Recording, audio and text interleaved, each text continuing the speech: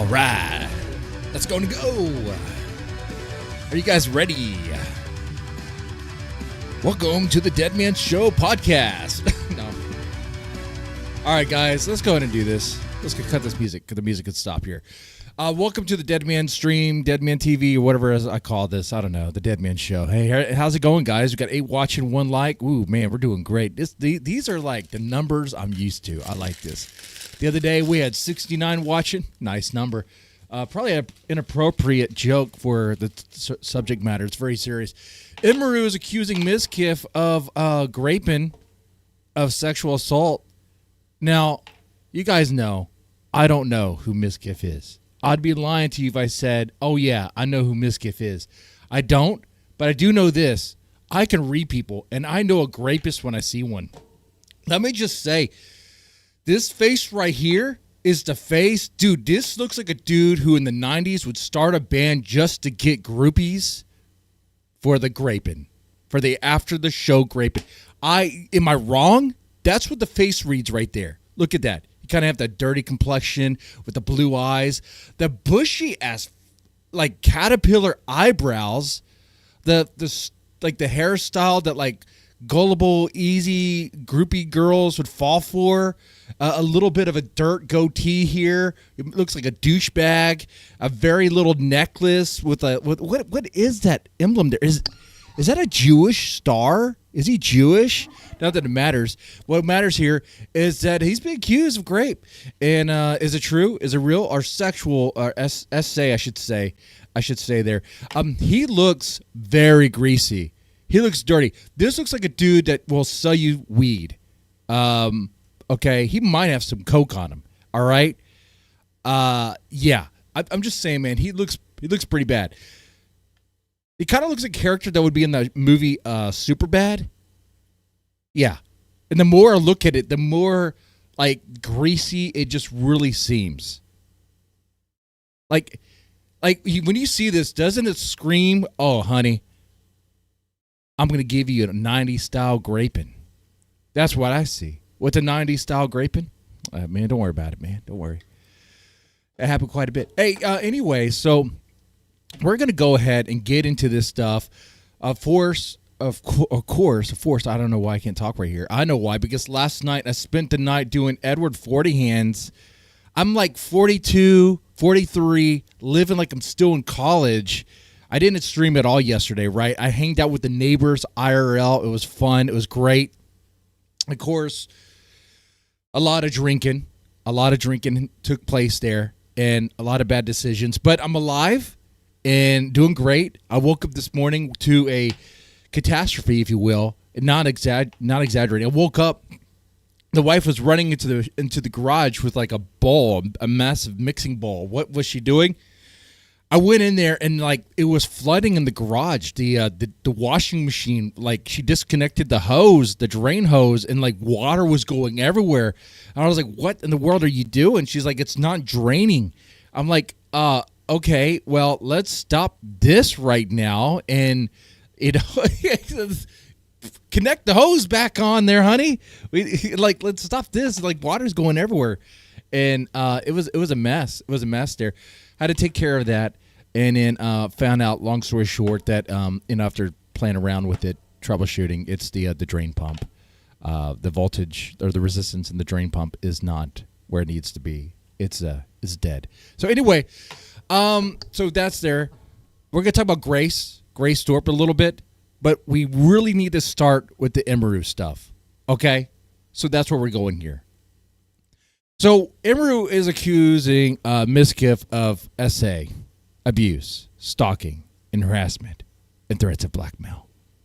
So, and by the way, EMIRU recently was essayed live over on TwitchCon, which, by the way, I didn't do a follow-up to that stream, to that video, but the follow-up's really bad.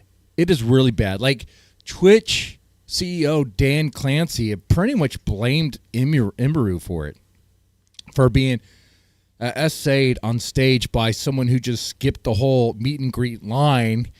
And, Dan was like saying, like, really, it's the streamer's job to kind of vet their audience. But it's like, okay, well, what about the security that you guys hired? Is it just window dressing? Is it just people who just have the word security on their shirt and they're not allowed to do anything because, you know, you don't want to make any risky moves? And you know what I'm saying? It's like that bogus bullcrap just for the optics security. Because sometimes security guards get in trouble if they just even lay a finger on someone, right? And the company would rather have the optics look good than get into any sort of, you know, legal trouble with, you know, I don't know, taking care of bad people. Anyway, EMIRU is not catching any breaks. EMIRU is now saying that MiZKIF, this guy here, S8 her. So let's take a look here. There's several videos we have to cover this. I'm going to start with this guy, Decoy Voice. Okay, he's going to like play it all out here and all that. And then we'll probably check out the EMIRU stream to see if there's anything we missed here, get things in context. MiZKIF says some stuff. Let's just go into it. Who just dropped a bombshell video exposing Twitch, but more importantly, everything about her ex-boyfriend. Today, I'm finally going to be opening up about the psychological and domestic stalking and harassment, sexual assault, and threats of blackmail that MiZKIF has done towards me. To which he did quickly respond to. I have hundreds of messages and DMs from people, things that people probably would never want to get released that are very interesting for everyone, and I will be releasing it as time goes on, because why not? But before that, I would like to address everything that was said today. As right now, if you Google his name, all the top results are the allegations from her. Now there's a lot to unpack here from her. Wait, was that dude wearing a dress? What kind of shirt is this?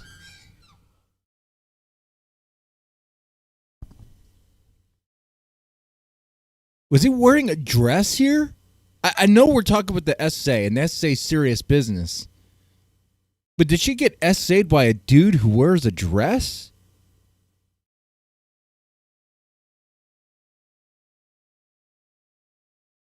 Okay.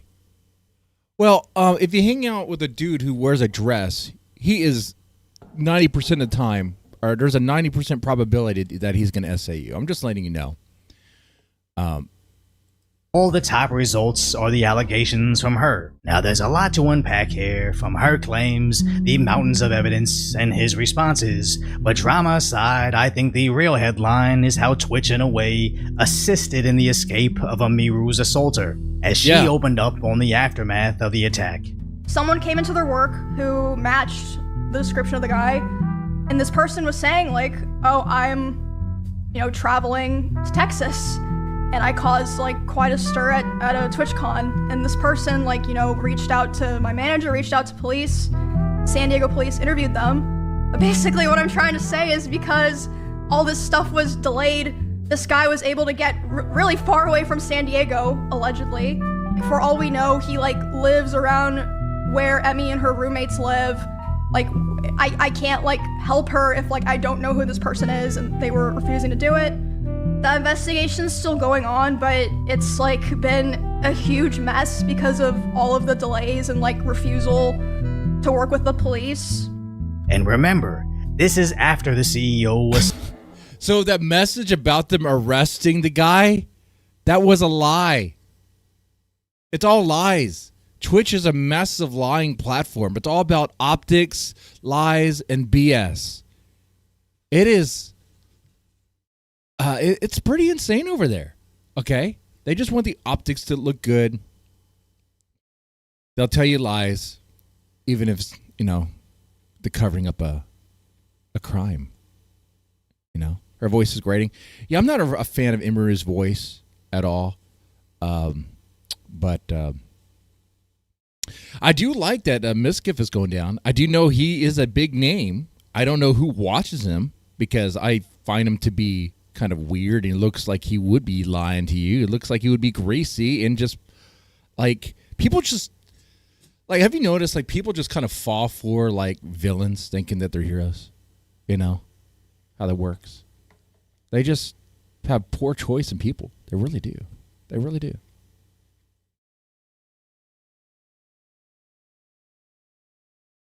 essentially blamed EMIRU for the attack.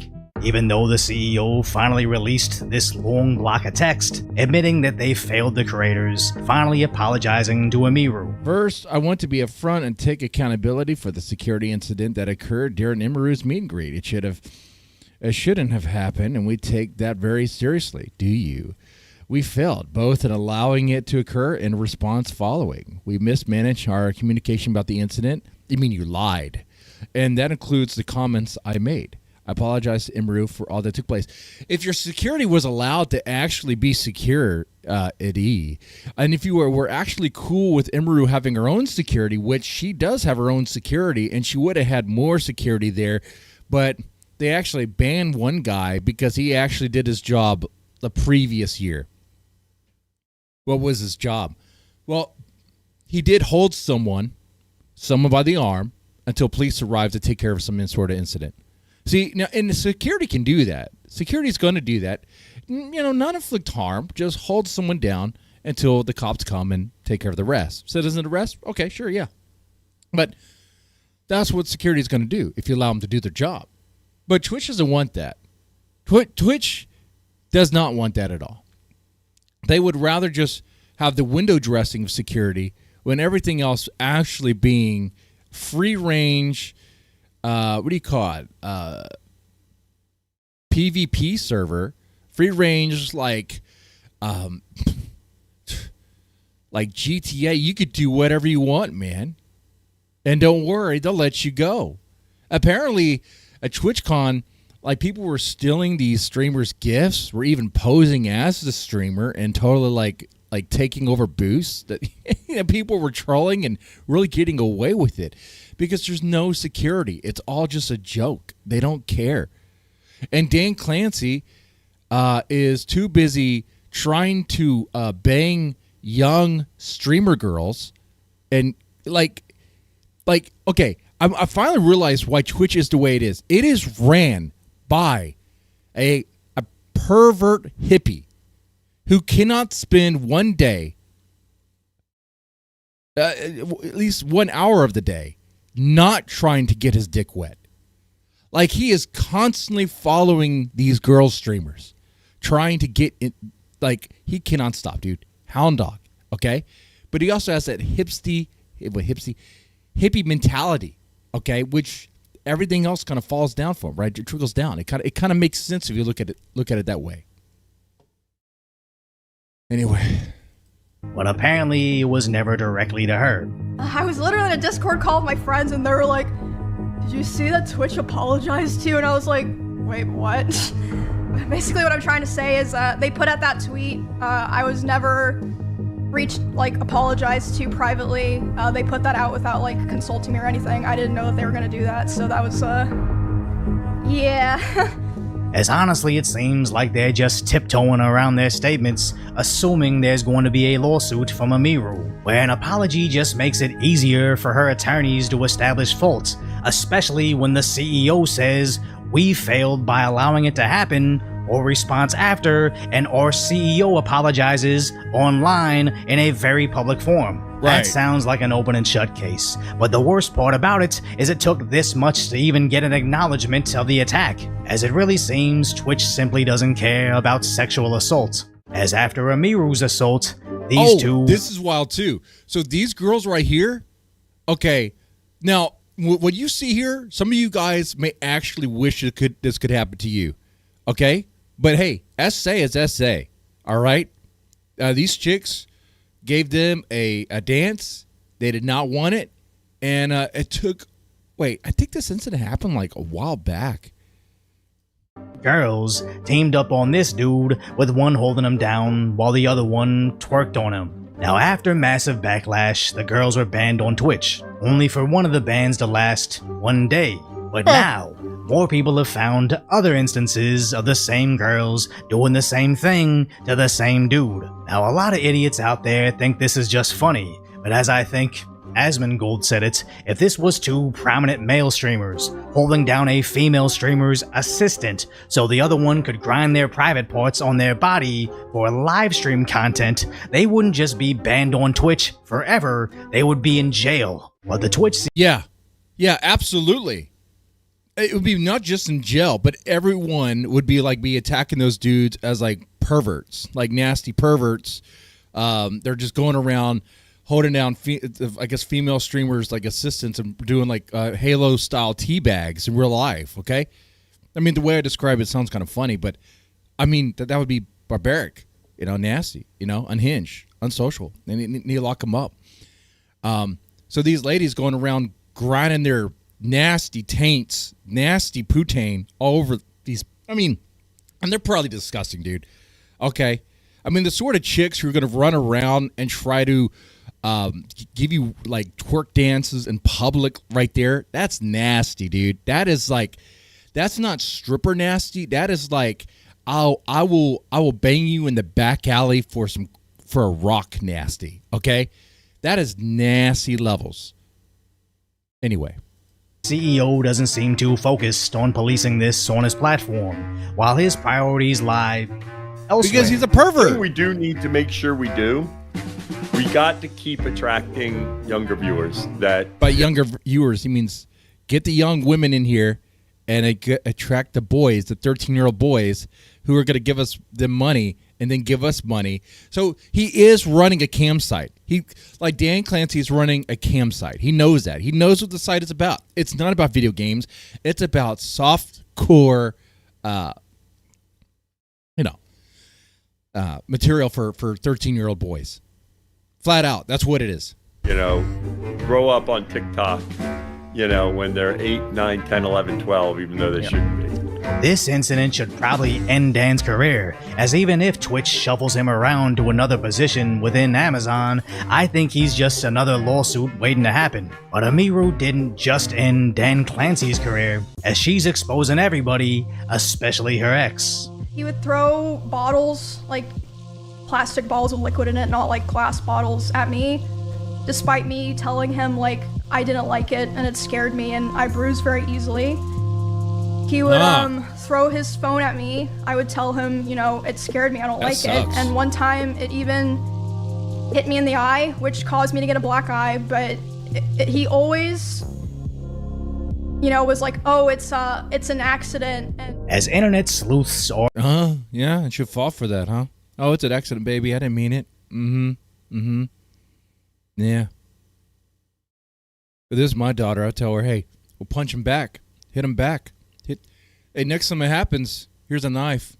Don't let it happen again. Don't go to the police about it. If you do, make it look like an accident. I'm just saying out loud. Probably, maybe I'm thinking too much right now. are already digging up footage from 2022, where EMIRU quickly alt-tabbed through Windows, briefly showing a close-up shot she took of her eye. And in his response, it sounds like he just admits it. She brushed over that I threw water bottles or my phone near her, but that wasn't during fights. I want to make that very clear. It would be me throwing my phone on my bed when I brushed my teeth. She did tell me she got a bruise from it, and I stopped. That's all. Guys, I did throw my phone, and it did hit her in the face, like the eye. But I swear I didn't do it in the heat of the moment, angry at her. I just did it, because I was throwing it on my bed. All right, guy. All right. Who believes this guy? His lies are the worst lies. Okay? Dude, no. You did it out of anger. This is the face of a guy who's going to get fired up and angry and hit a woman. This is the face of not just a rapist, but a woman beater. Okay? I could be wrong, but I'm reading it like that. It's the thick eyebrows. It's the dirty face. It's just those blue eyes there. Just the way it looks. It's just warning signs, dude. Red flags. I'm like, watch out for this guy. Because he's no good. All right. And it turns out I would be right. Look at that. That's all that happened. I will throw you and show you an example, chat. Now we're just hearing hearsay from both sides. Case closed. I showed you. I threw my phone. Wow. And I'm obviously going to be biased towards EMIRU, as she's a close friend to Asmongold, to whom I'm a huge fan of. But even taking a step back to see this objectively, even if she bruises easily, if you hit her in the eye so hard she thought to take a selfie to possibly use as evidence against you, I'm guessing reality is closer to her story than yours. Yeah. As evidence is something EMIRU brought plenty of, as she showed several instances of him getting angry at her video gameplay, but then showing chat logs of after they had broken up. Oh, yeah. So rumor is MiZKIF gets super jealous of a female streamer that he's supposed to be friends with, outperforms him. He gets super jealous about that. This guy is a beta male. Like, he really is. Like, this is the sort of guy who's so insecure. He's so concerned about the numbers. It'll freak out like a jealous ex, or it's pretty bad, right? You can imagine the temper tantrums like he would throw just because EMIRU's numbers are more than his, or someone else's numbers are more than his. It's like this world is like, it means so much to him, and you have like a fit about it. Crazy stuff, dude. To illustrate how desperate he was to reconnect with her, only to find some of these were likely written by AI. But she wasn't the only one hoarding evidence from the relationship, as apparently he saved video of how she allegedly starved her rabbits and their dirty living conditions. Now, being a bad pet owner is a hot button issue, especially after a certain streamers. I mean, being a bad pet owner is bad, but like, let's be honest, like pet hierarchy, dog, the big old dog it's gonna be much more of a issue than rabbits. Rabbits are cute, you should probably take better care of them, but you definitely shouldn't shock your dog just because he got up from this space. He's a big old dog. He needs to walk around, needs to do big old dog things. I mean, Hassan was pretty much torturing his dog so his dog could stay in place. Didn't want his dog to have the liberation, the freedom to just move around. He would oppress his dog with anyway. Possible shock collar, but coming back to complain about a rabbit cage after she went into how he allegedly assaulted her in her home, to which his response was acknowledging the incident and sharing his side of the story, saying he misread the situation. Now, I don't want to play those particular clips, as it's sick. It would probably get me stricken for playing that audio, and it's not my story to share in detail like that. And although I'm no... Then that means I need to play that audio. Okay. Let's see. Fable MiZKIF isn't the one who assaulted her at TwitchCon. Different streamer. A small one. Oh, so the person who assaulted her at TwitchCon was another streamer? Oh, that even gets worse. That even gets worse, man. I just thought it was just some dude. It kind of looked like me if I shaved my beard and had a short haircut. I mean, it was a tall dude. Anyway. Attorney. You guys have never seen me without a beard. You have no idea. And you know what? And that'll be a real goal.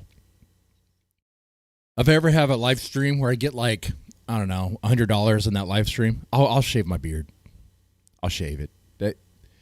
I have not seen myself clean shaven in so long. I'm scared of it. I'm scared. And I made it that high because I don't want it to happen, actually. So, anyway.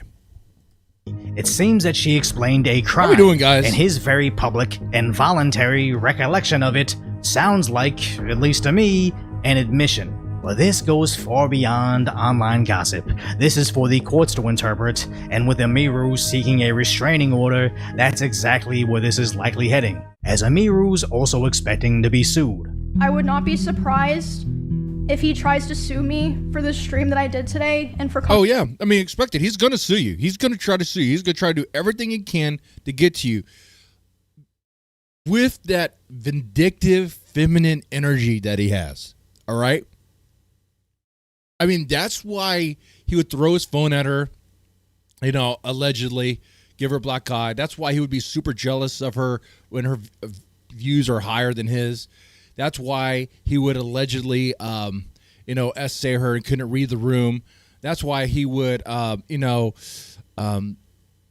just be a total ass to her, an abusive man allegedly to her, because she's not a man. It's coming from a very insecure place, and it's just like a lot of men, the men who beat up on women and mistreat women like that, they're very insecure at their core. It is corrupted. It is damaged. Okay, it's better to, in my opinion, it's better to be with this one of those simple guys who, like, I don't know, maybe they're consumed with sports and other stuff a little too much. Maybe they spend too much time in the garage making some woodcrafting things or whatever.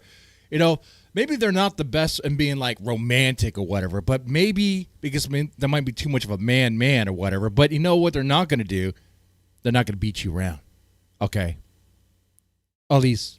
Now, of course, I'm speaking about stereotypes and generalities and all that,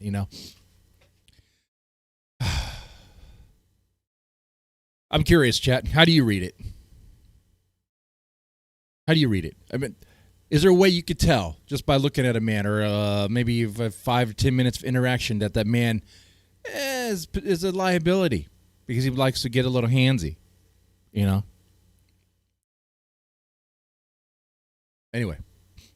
Coming out about him, not because he thinks that he would win, but for PR reasons, like a slap lawsuit. And I'll be honest, I know next to nothing about this guy. I even just recently found out about XQC due to his Hassan Dogtober 7th K911 coverage, and apparently he's a top 10 Twitch streamer. So pretty much the only thing I know about MiZKIF is these allegations, but even if he successfully sues EMIRU, he's never going to fix his public image, as Twitter is flooded with old clips of him smacking a streamer, crashing out at EMIRU. Oh yeah, that's right. I think I might have that clip.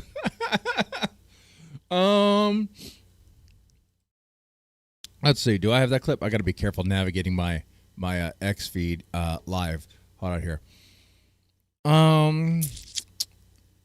Let's go and pull it up here. I bookmarked a lot of stuff, so we should have it. Oh yeah. I got it right here. All right. Let's check this out. This is MiZKIF. Now, I don't have the context of this, but MiZKIF is slapping some Asian woman there, okay? I think she's another streamer too, I guess. I don't know. But she's wearing the OTK shirts. That's right. So they're part of that streamer house, the streamer clique. That group seems like they have a lot of problems. Oh! Slapped her in the face just for content, guys. Hey, that's content. Ooh. Yeah, he has no problems hitting a woman. Hey, look how happy he is with that. He loved doing that. I can't get sued about that. He objectively loved hitting her in the face. She asked him, oh, yeah. I'm sure she did. I'm sure this one was legit. People are just bringing it up just to bring it up because, like, hey, check this out. This guy's cool doing this. But, of course, this is different. This is, like, consensual and all that. She knows what she's getting herself into. Oh, this one's great. Aiden's just going off about how he's right about also, these guys. I want to say one thing. For MiZKIF and fucking Hassan, for all you guys saying my audience is too young to vote, listen, bro. My audience is young, yes. But a lot of these people could vote my chat. And MiZKIF, you act like your audience is not full of a bunch of fucking weirdos too. Didn't you get caught doing some crazy shit, bro? Hassan, I literally can't wait for your shit to leak. I just know you're a weirdo. Everyone's I just know you're a weirdo. Dude, Hassan has to have some gnarly deep closets. And shocking his dog is only the tip of the iceberg. Like, what do you think it is? Hassan has to have a deep, dark secret. Something that if it were to get out, it would make shocking the dog seem like, I don't know, like just a Tuesday. All right? Oh, man. gonna come back to this clip. How about a Dr. Disrespect It happened to MiZKIF. It happens to all of these guys, bro. All y'all are fucking weird as fuck. Me, when I fuck up, when I do some weird shit, bro, guess what? It comes out right away. Motherfuckers know who I am. I got nothing to hide, bro. My own community, like, they know. They've seen everything, bro. I guess that's true, because the only thing I know about Aiden Ross is he plays around with the, the racist card a bit much, whatever. I mean, I don't know if he means it or whatever, and he just seems like a young guy just being kind of edgy, whatever, just being a goofball. And I'm not, bro. It's called growing. It's called growing. All right, it's called growing. It's called growing. Okay. All right, let's play some more of this video here, and then I want to check out her stream actually a little bit.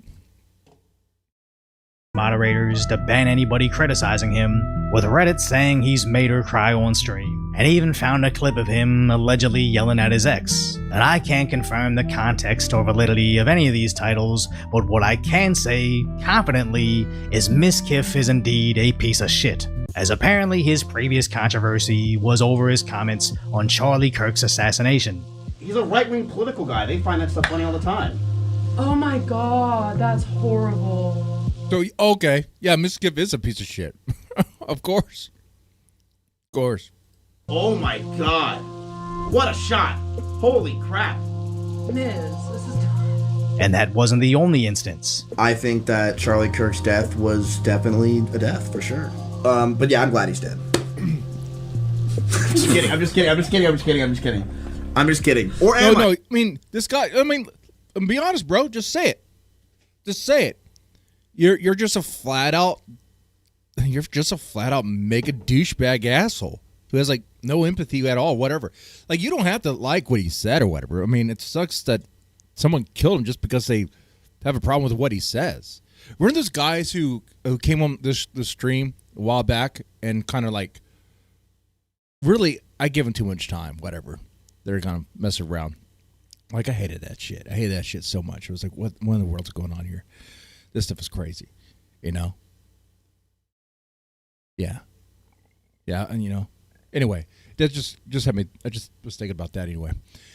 But yeah, I mean, I'm not surprised that he would do something like this, because he does look like a massive douchebag, flat out, like Megatron I'm levels kidding. Am I? douchebags. I don't. Well, And I understand these guys are desperately trying to be edgy, just to generate some controversy in a several-hour-long live stream to be clipped and spread on the internet. But all jokes are derived from some level of truth, and you don't see that assassination video and say, "What a shot," or "You're glad he's dead," unless that's somewhat how you really feel. So this idiot ended his stream saying he's not going anywhere, as he's taken others down with him. I am not going away. I have no plans to go away. And I believe a lot of the situations today were absolutely exaggerated. I have things I will be leaking over the next few days of other people, of other things. Oh, so he's going to go on a vindictive warpath to go strike back against EMIRU, huh? And not just her, but other people, to get them in trouble as well. Okay. All right. Of course he's going to do that. I have a lot of messages that I have that I'm going to expose as time goes on, because I do believe that this is a time to go buck wild. I don't know about you, but this doesn't shout innocence to me. No, it sounds warpath. It sounds like, okay, if I'm going down, I'm going to take other people down with me. That's what it sounds like. That's what it sounds like right there. All right. He knows he's guilty. He knows he did shit. But, of course, we got to say allegedly before it all gets handled, right? But he's going to try to take down others with him. That's what's going on here. And this is a good dude. MiZKIF, the way I read him, he's a dude who'll turn on friends in a heartbeat. Yeah. Maybe a sociopath. Sounds like if I'm going down for this, everybody else should too, which is honestly probably even what his enemies want. Everybody from his inner circle being exposed for being scummy. It's just sad that this took EMIRU being attacked on stage and Twitch to try to cover it up for her to finally not give a fuck and just go after. Yeah, you know what? And good for her, though. She learned how much her company that she works for really values her, which is not much at all. Okay. Yeah.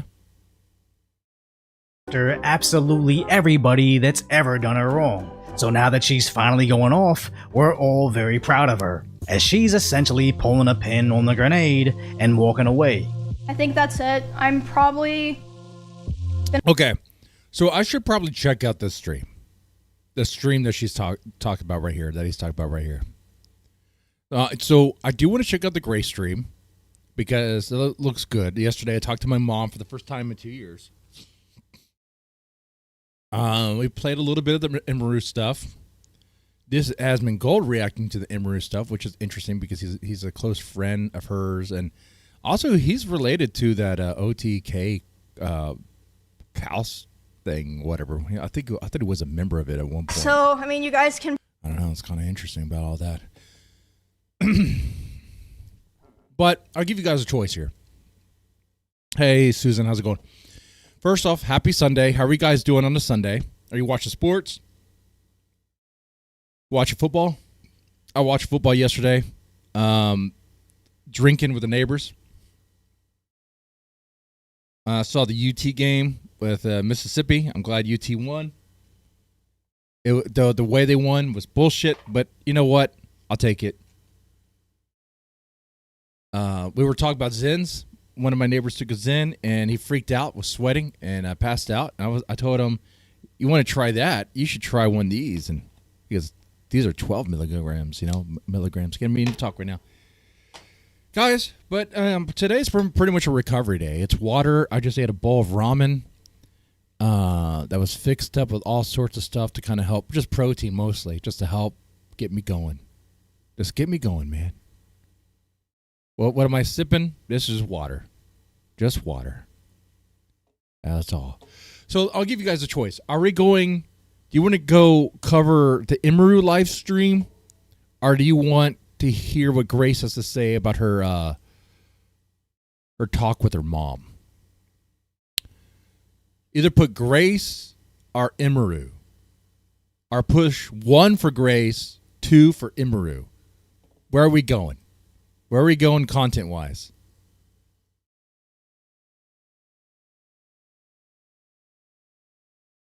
Where are we going on this train? And by the way, you should have no ads during this stream. Grace? All right. That means sometime after the Grace stuff, maybe we'll shift back. We'll see. Grace, what? Okay. Looks like we're going Grace. Yeah, everyone else is already covering her. Yeah, I figured. And you know what, too? This channel, and I told Grace this last night, I was feeling a certain way because I drank 2 40s of Mickey's last night, okay? I was feeling a certain way, kind of buzzed, all that. I was telling Grace in her Discord, I'm your only live reactor anymore. Like, it's looking bad, but don't worry. I got you, honey. I got you, girl. Okay? I ain't gonna ever give you up. All right? All right. Anyway, let's go to get started. Let me go to the beginning here. And, yeah, so I haven't seen this. I don't know how good it is. And if there's other Thorp clips or other clips you want me to check out, and just ask for a mod, and I can give you, just send me the link and all that. She doesn't talk about Courtney until the 35 mark. Okay, so let me go to the 35 mark.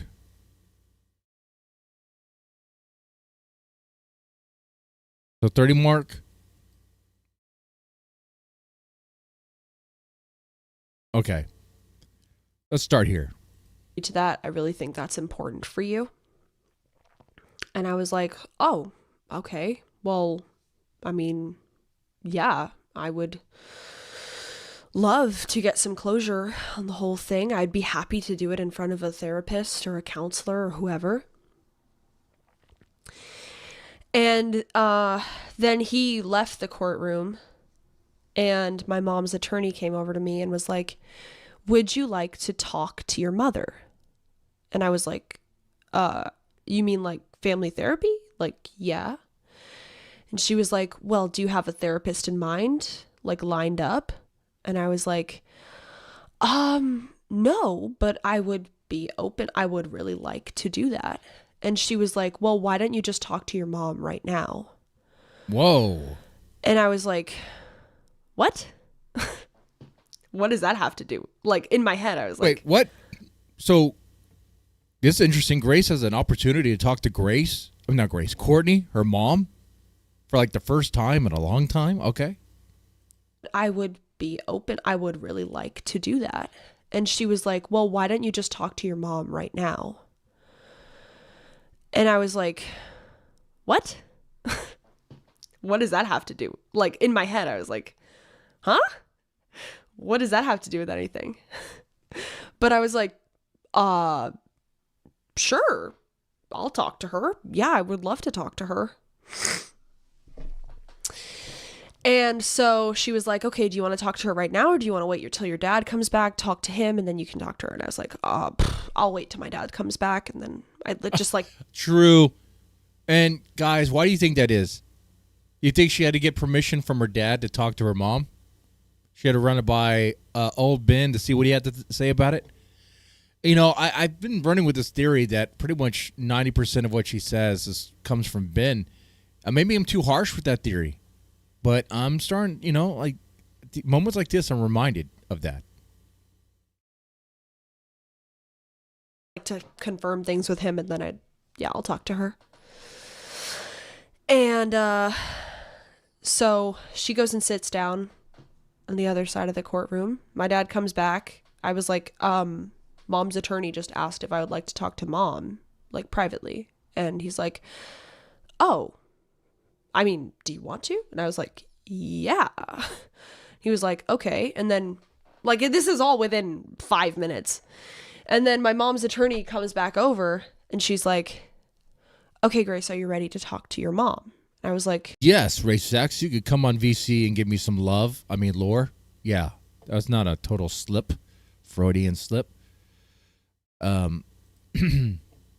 the way, guys, yesterday hanging out with the neighbors was fun. It was much needed. And it was nothing but gay jokes all the time. That's all it pretty much is. Testing. Sound test. Okay, that should work. All right. I'll hop in here. I'll open the VC. See what happens. It feels like a pretty chill Sunday, even though my morning was very busy and abrupt. I did kind of sleep in a bit because the 240s definitely did it.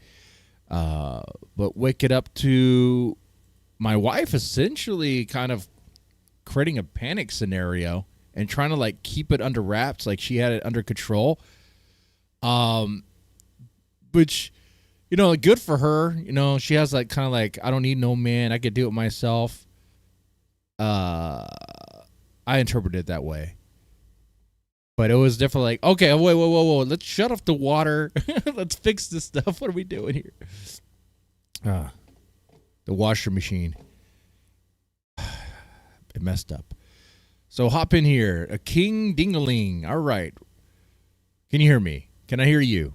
Yeah, I hear you. All right. I hear you too, brother. All right. So how are you feeling? Pretty good. Just chilling here. The first thing that I want to say though is that you're completely right that like Grace typically is not allowed to talk to Courtney without Ben listening. Like that's why she had to ask for permission to like go and talk to her. That's like a rule that Ben has. Wow. Like there was a situation I was trying to like back in the day, like Courtney was kind of like cutting off contact with Grace, and like I got Courtney to like agree to talk to Grace and talk to Grace, but Ben said like she's not allowed to talk to Courtney without him listening. You know, he said that's not a good idea, like in a very threatening tone, so that like she wouldn't do it. So I mean, so you're saying in this moment, like she was told not to do it by Ben? Not at this moment. I mean, it's been like the way that way for like several years. Like the time I just told you about, it happened like over a year ago at least. Like that's been like the policy. Like Grace typically has to ask permission to like talk to Courtney and isn't allowed to talk to Courtney without Ben listening. Yeah. Okay. Yeah, and that's pretty much right. All right, so let's see what happens here. So Grace is talking about this. Don't spoil it for me. I want to know it in the moment. I know you're probably tempted to spoil it though. Okay. I press play. I'll share it with you too. So we all walk out of the courtroom, and my dad is like, I'm going to go to my mom's attorney. He's like, I'm going to go have a smoke outside. I don't know how long this is going to take, but I'm just going to go take a break. She's like, yeah, go ahead. So I'm with my mom and my mom's attorney, and she walks us down the hall to this, I forget what they're called. They're like ante rooms to the court. They're like these little meeting rooms in front of the actual courtrooms, but it's down the hall in front of an empty courtroom. And so my mom's attorney walks us in there, and she's like, as we're walking down there, I'm trying to remember all the details. As we're walking down there, my mom's attorney is like, we don't need a sheriff, right, guys? And I was like, yeah, I don't think so. And my mom's like mostly quiet, but I think she like shook her head or something. And then when we get into the ante room, my mom's attorney is like, so I don't think you guys. I don't know, man. Hearing this story now, I'm think I need a smoke. Hold on here. Need me here, but I'll be outside and I'll check in on you, and just I don't think she said take as long as you need, but there was no like time limit set, so she's just like, okay, you guys go ahead and have your conversation. And then she left the room,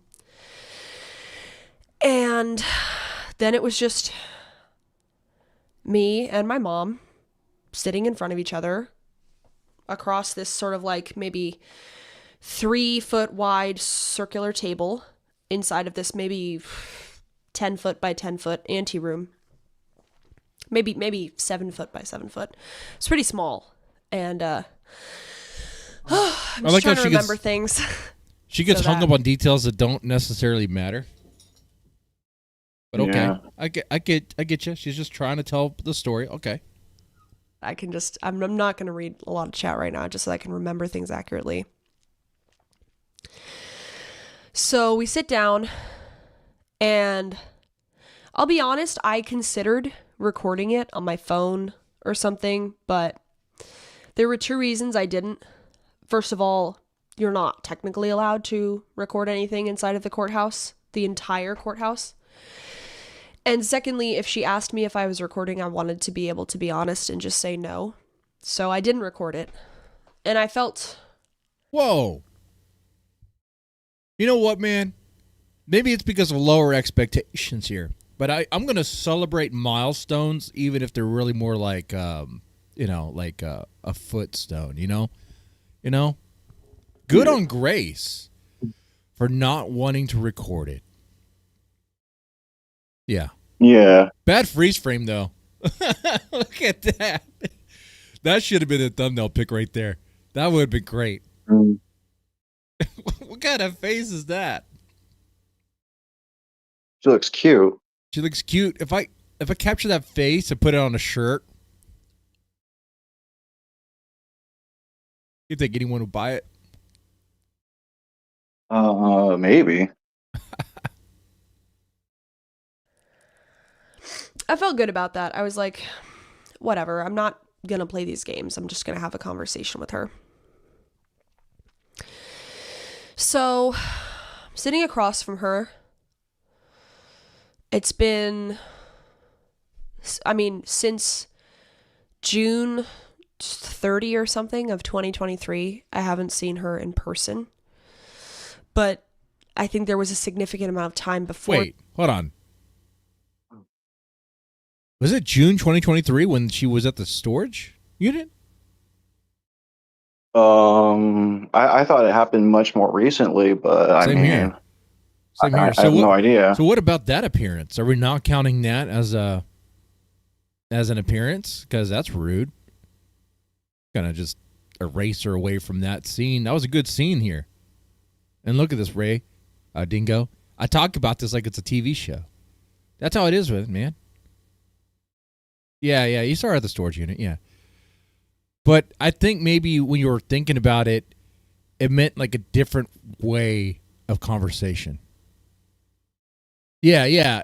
So I get you, Grace. I get you more than you think I get, okay? You meant a real conversation. Yeah. All right. Or that I hadn't seen her in person. I guess I would say probably since February of 2023, I hadn't seen my mom in person, except at court, you know, in the courtroom or walking by her in the hall, but no interaction beyond like a minute or two. Right. So I had no strategy. I wasn't sure what I was going to say. I didn't have like a massive plan. I guess like before, when I sat down, I was like, you know what? I'm not going to be hostile. I don't know what I'm going to get out of this, but I am just going to ask her some sincere questions I have that she hasn't answered and see what her responses are. And that's my strategy. Like I don't promising. I don't have some kind of angle. Really, I wasn't prepared. I had no idea that this would happen that day. Like literally, it never occurred to me. And I was like, I honestly had no reason to expect that she would have a different attitude than she had while texting me in the past close to 2.5 years, I guess, which was like basically stonewalling. Yeah. Okay. So promising build up. Like I said, no fap. Don't spoil it for me. But it sounds like a promising build up for a really good heart to heart conversation, if you can even get that anymore. A lot of damage has been done, probably on both sides. I don't know, right? I don't know what it's like in that courtroom. Yeah. Let's see what happens though. Like I wasn't able to watch this live, guys. I was kind of busy. I was actually spending time with the kids too. After drinking the 240s, my neighbors were surprised I was still standing. I was like, hell yeah, dude, I'm a professional. I got this, and I'm gonna go home and beat my kids in Smash Brothers. Shit. 1-on-1. And it was good. But they had this they made their own rules. And I was like, okay, I can beat you at any rules you come up with. And it did not go well. I'll just say that. For me. They gotten better at the game. Anyway. So I'm like a little bit nervous, but I was just like kind of looking at her. She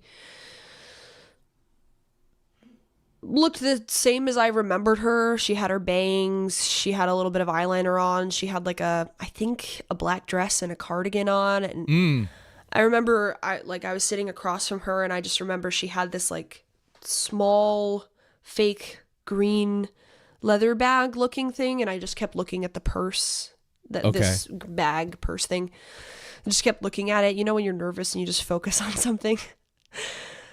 So it's quiet for about 30 seconds. That's kind of interesting. Green's supposed to be a calming color. Maybe she was focused on the bag for subconscious reasons. What do you think about that? Maybe. Speaking of which, my wife wants to repaint the room. She wants to repaint it like this dark purple. I'm like, I don't like that idea. Because like you don't want to put dark colors in the bedroom. That's not good. That's like negative energy. Yeah. I told her that. But you know how it usually works married life, like anymore. It's like the wife pretty much gets to say so on that. I'm like, all right. On some things, you know? So I got her to at least agree for a lighter purple, but still purple's like, why are we doing purple? What's this? Anyway. Yeah. Maybe 20 seconds. We're just sort of like, I looked at her and then I'd look at the table. Maybe 10 seconds. I'm not trying to exaggerate. And Grace, for what it's worth, I think you're telling the truth here. I mean, you're so focused on the little details. Why would it be a lie? It seems so like honest. Anyway. And then I was like, okay. Like I'm recreating what I said. I was like, okay, well, okay. I'm trying to think of like what question I want to start with. And I just said, do you have anything to say to me? Do you have anything to say to me? Do you want to say anything to me? Do you have anything to get off your chest? Anything you're thinking about? And she cracks and she's like, she starts, okay, by saying, I'm trying to recreate it. She's like,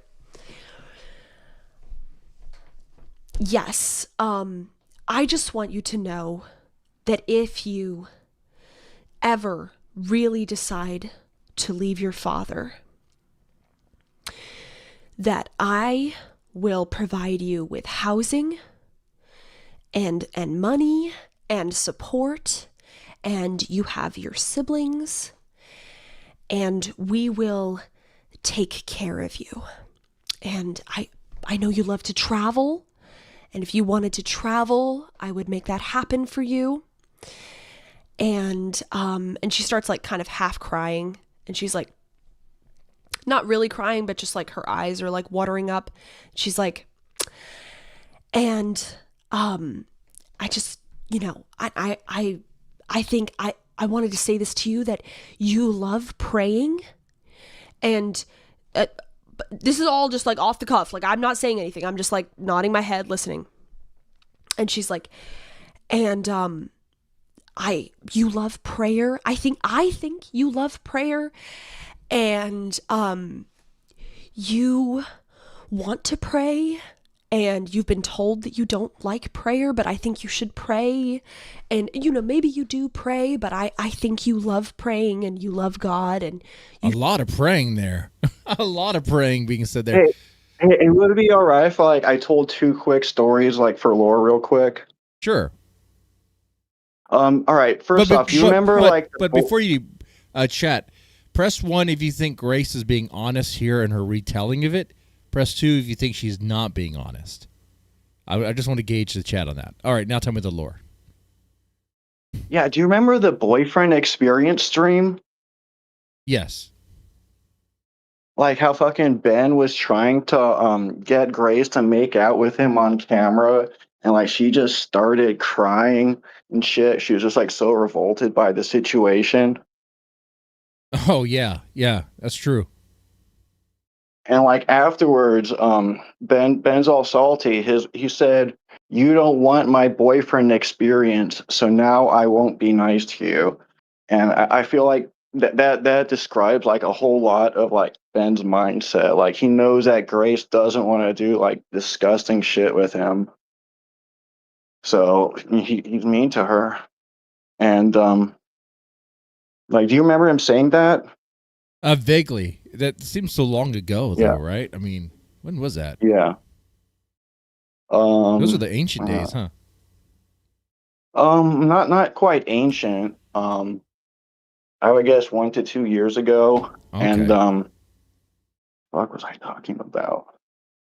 Like I remember on stream, like one time Ben said that if Grace were to ever try to run away from him, that he would track her down and imprison her like Joseph Fritzl for her own good. And like Joseph Fritzl was this guy in like Germany or something that like imprisoned and impregnated his daughters.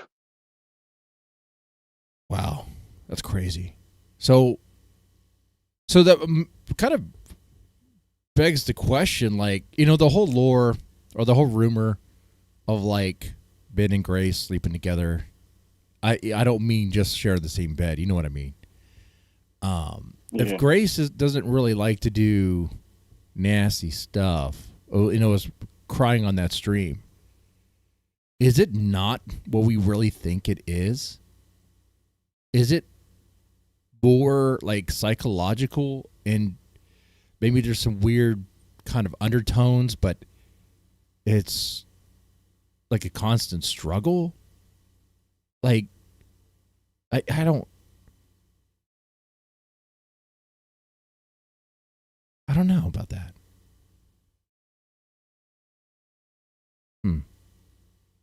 Yeah, I don't think she's really free to leave, is what I'm saying.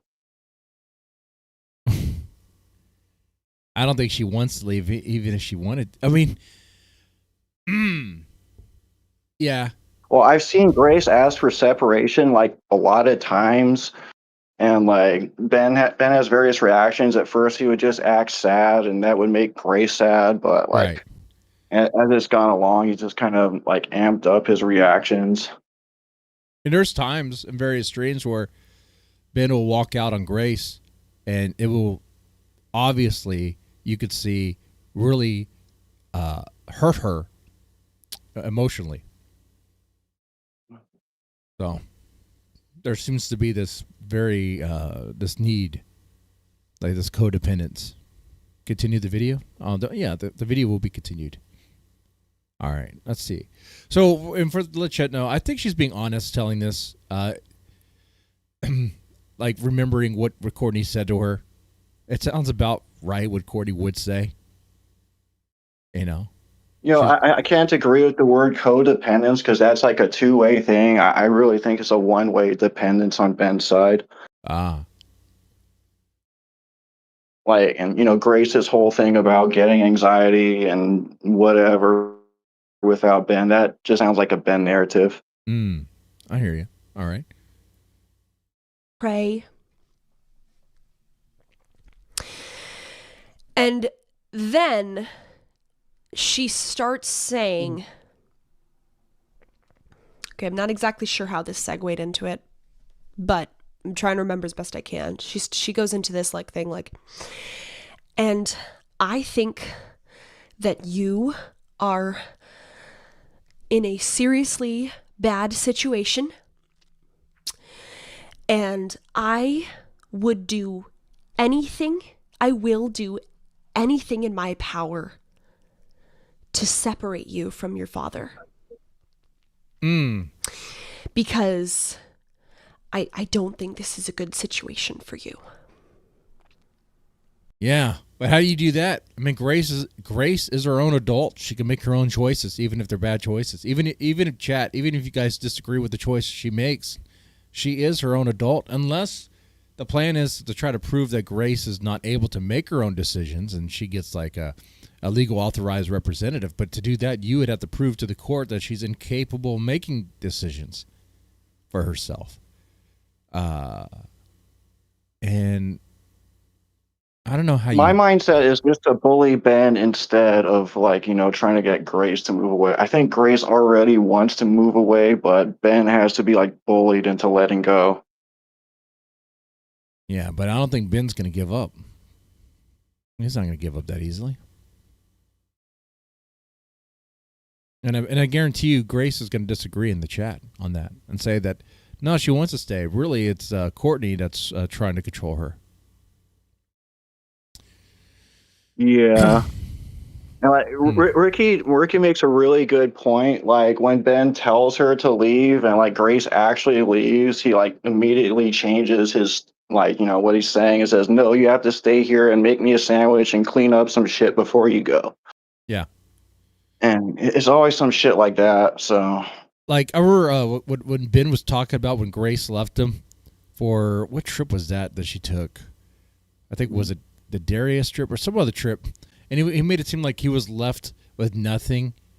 And I remember like Grace would snap back at one point on one stream. She said, "No, you had money, you had stuff, but he just can't really do anything for himself, you know."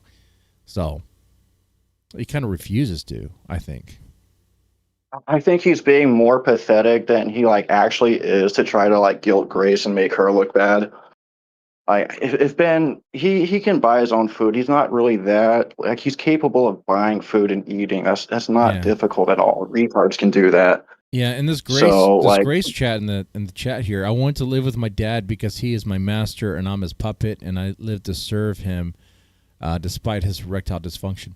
So like, to me, that's just using humor as a shield. But you know, I'm not going to sit here and try to like exaggerate this, try to do the whole Kino Casino route. There's no need for that. I might be kind of low energy today because of the 240s and what have you. But like, this is a serious situation. You know, I think I could be silly and be like, Grace has an opportunity to escape in, and she should definitely take it. All that stuff. But really, at the end of the day, she has to make her choice on that. And I would say, give it some thought, Grace. Give it some thought. I mean, what's the worst thing that could happen if you tried living with your mom for like, I don't know, a couple weeks, maybe a month? Are you still allowed to bounce back to your dad afterwards, or would you stay?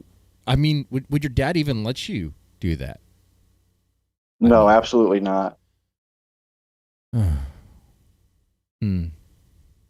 Anyway.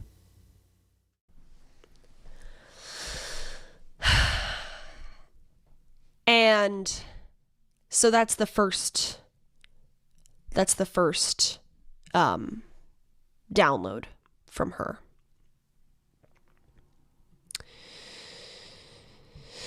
And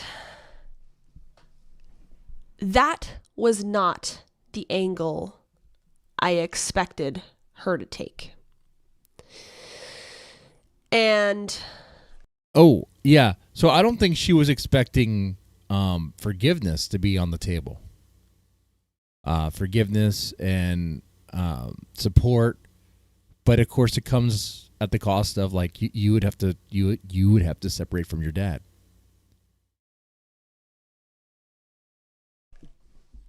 So there's two things about that first sort of paragraph that she gave to me, which I don't think was prepared, but it was obviously just a bunch of stuff she had been waiting to say to me.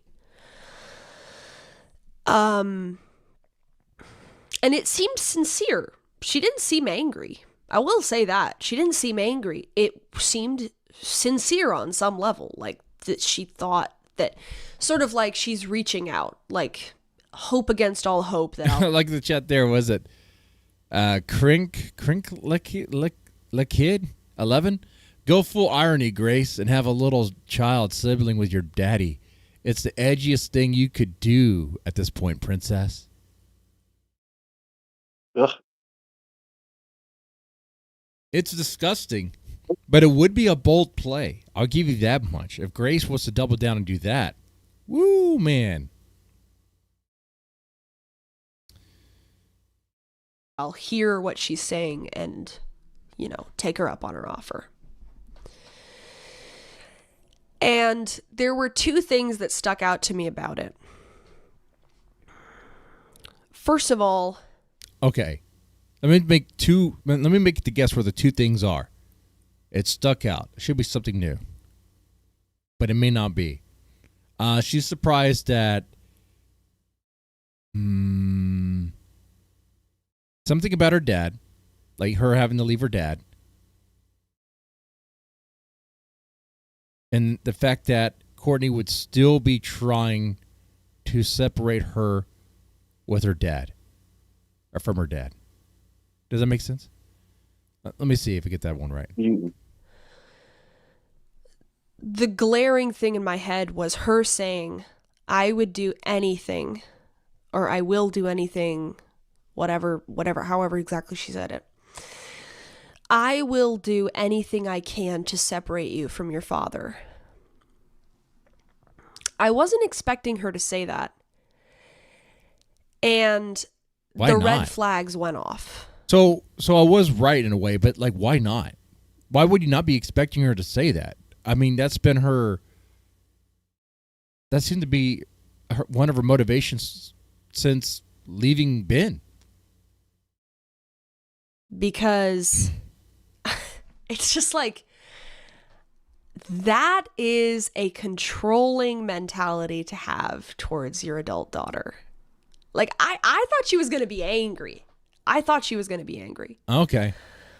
But her mentality is, I'm going to do anything I can to separate you from your father. And just...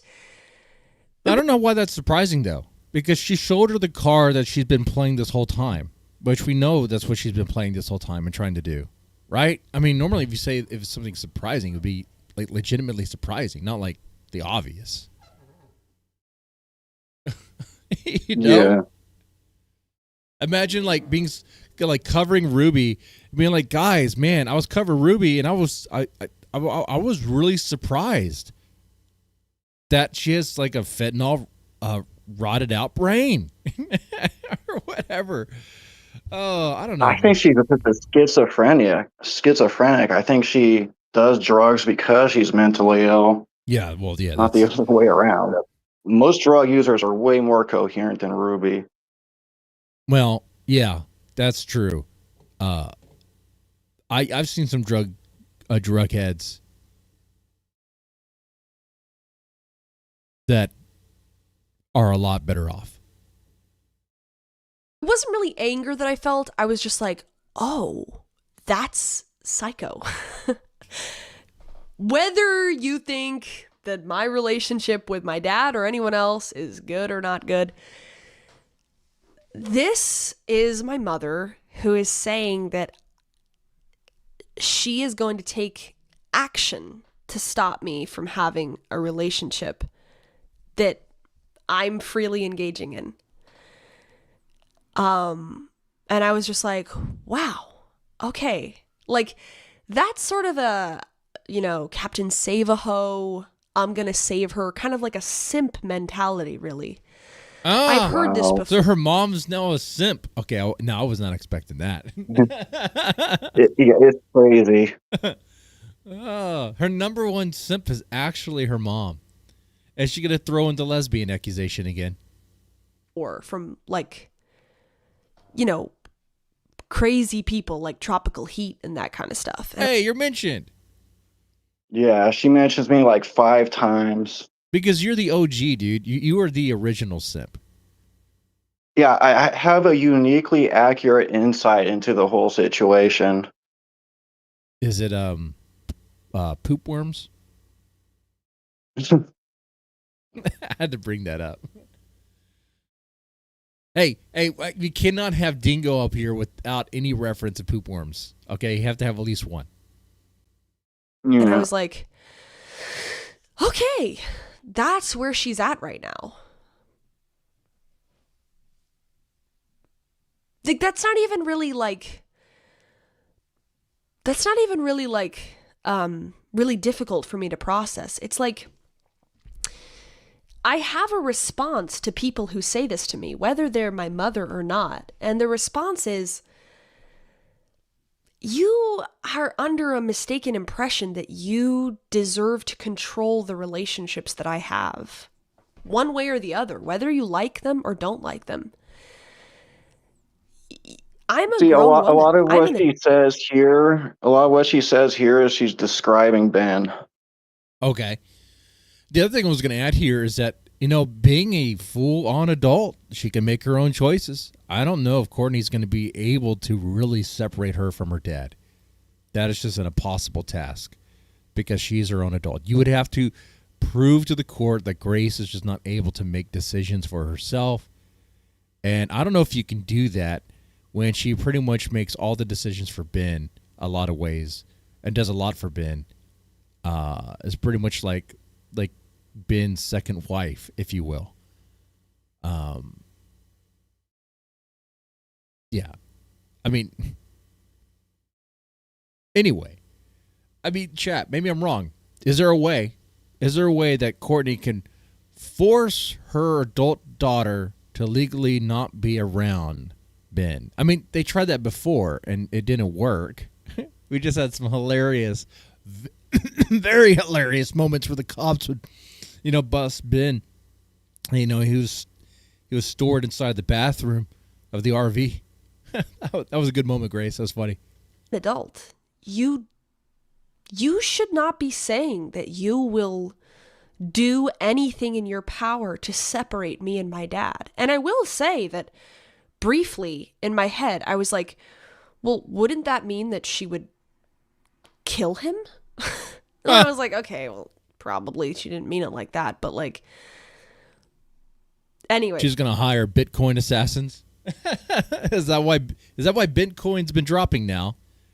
I don't know, but anyway, it's just like, okay, right off the bat. I was expecting anger, and instead I'm getting controlling, which is interesting because that's not really a difficult one for me to handle. It's like, okay, so you are just under the mistaken illusion, impression, whatever you want to say, that some mothers get into, that their adult children are still under their control.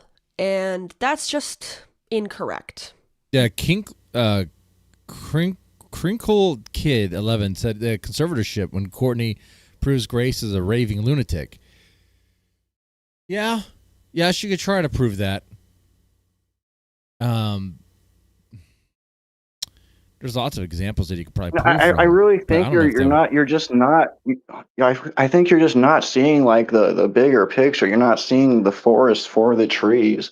Like Ben said that like if Grace ever like tried to like leave him, he would track her down and imprison her. Like he wouldn't need to say things like that. Like if she was willingly there. Yeah, that's true.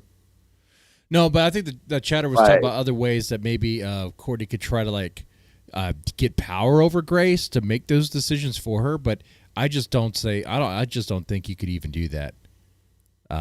Because I mean, Grace is able to board a train and do things on her own, drive and stuff, and I mean, she is competent. She's able to make choices. It's just that there's this one particular aspect of her life with Ben where she just can't get out of, and of course she words it like she doesn't want to here. But yeah. You remember like that movie Cape Fear? Yes.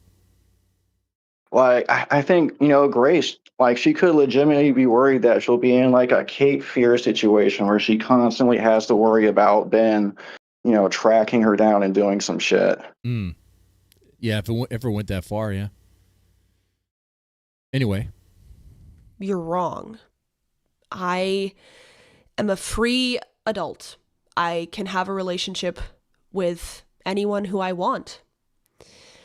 And of course you could make the criticism like, well, especially one parent to the other parent shouldn't say that. Like, if you're a parent and you're saying, I'll do anything in my power to stop you from having a relationship with your other parent. Like, notice how her chat on her stream, both Kick and on YouTube, are like telling her, yeah, you're under Ben's control, Team Courtney, what was it? Team Courtney for sure now. Yeah. No wonder Ben goes on about horror separating fathers. that one seems to be pro Grace right there. Pro Ben. All right, interesting. I would say that's pretty out there. I remember having a conversation with Nicolina, who's like, kind of like a vaguely white trash drama YouTuber, and she had this messy divorce, and she was like, my kids' relationship with their father is none of my business. I allow them to see him. I don't interfere. It's not my business. He's their dad. I may not have a relationship with him anymore, but he's their dad. And the last thing I'll say about this smash the like button pitch she made to me is that I found it odd considering that I do know that she watches my content, because this sort of like we need to save Grace theory, like it's like from 5 seasons ago. Like I hate. Yeah, it really is. It's kind of done. To say it that way. I think it like I think it like officially started being like hopeless like during the Lauren De Laguna thing, because they drove all the way down there, and like Lauren De Laguna was offering her the perfect situation, and when it came time for them to meet up, like Grace just sat in the RV with Ben, not answering her phone as Lauren tried to get in contact with her. Yeah I think you're right about that, as far as that like being the moment where hope has been lost. I Like in another moment that really kind of reinforced that idea is when they went to L.A. And it was like we were like Adam Warchief was freaking out because like, wait, your dad's here somewhere. Where's your dad? It was like, holy shit, Ben's been there the whole time. Yeah. He was in the shadows. He was hiding. It was crazy. You know, it was like, oh, she really can't leave him. Like he's gonna be around. Ben can't leave her. Ben keeps following her around. Like here's the thing with Ben. Like he has like an addiction to like being around Grace because it gives him a sexual arousal. He's a lot like a porn addict, but like his source is, being around Grace. You know what? He did say that's a big reason why he alluded to it. Fried. He definitely implied it when he was talking about Ava and the Wayward Hose situation. There was one line he mentioned about how like him and Grace and Ava were walking through, I think it was Walmart or whatever, and he's like, hey, you know what? I'm an older guy and have like these two young, hot looking girls with me. That's the way he worded it. It's like, I'm looking pretty good here. So it's like it does have like the sexual energy to it. It's so weird. And I'm like, but hey, that other girl's your daughter. That doesn't bother you, right? You know? Oh man, it's like pervert mentality. All right. But like, I don't really think people are still saying, like I'm saying, even if you were to be like caught up in the internet and caught up in internet brain and Discord brain and like the frenzy of chat, it still is not typically like what people are saying is like that I need to be rescued. Like more people dislike me, I guess you could say. But I think that I have established that this like,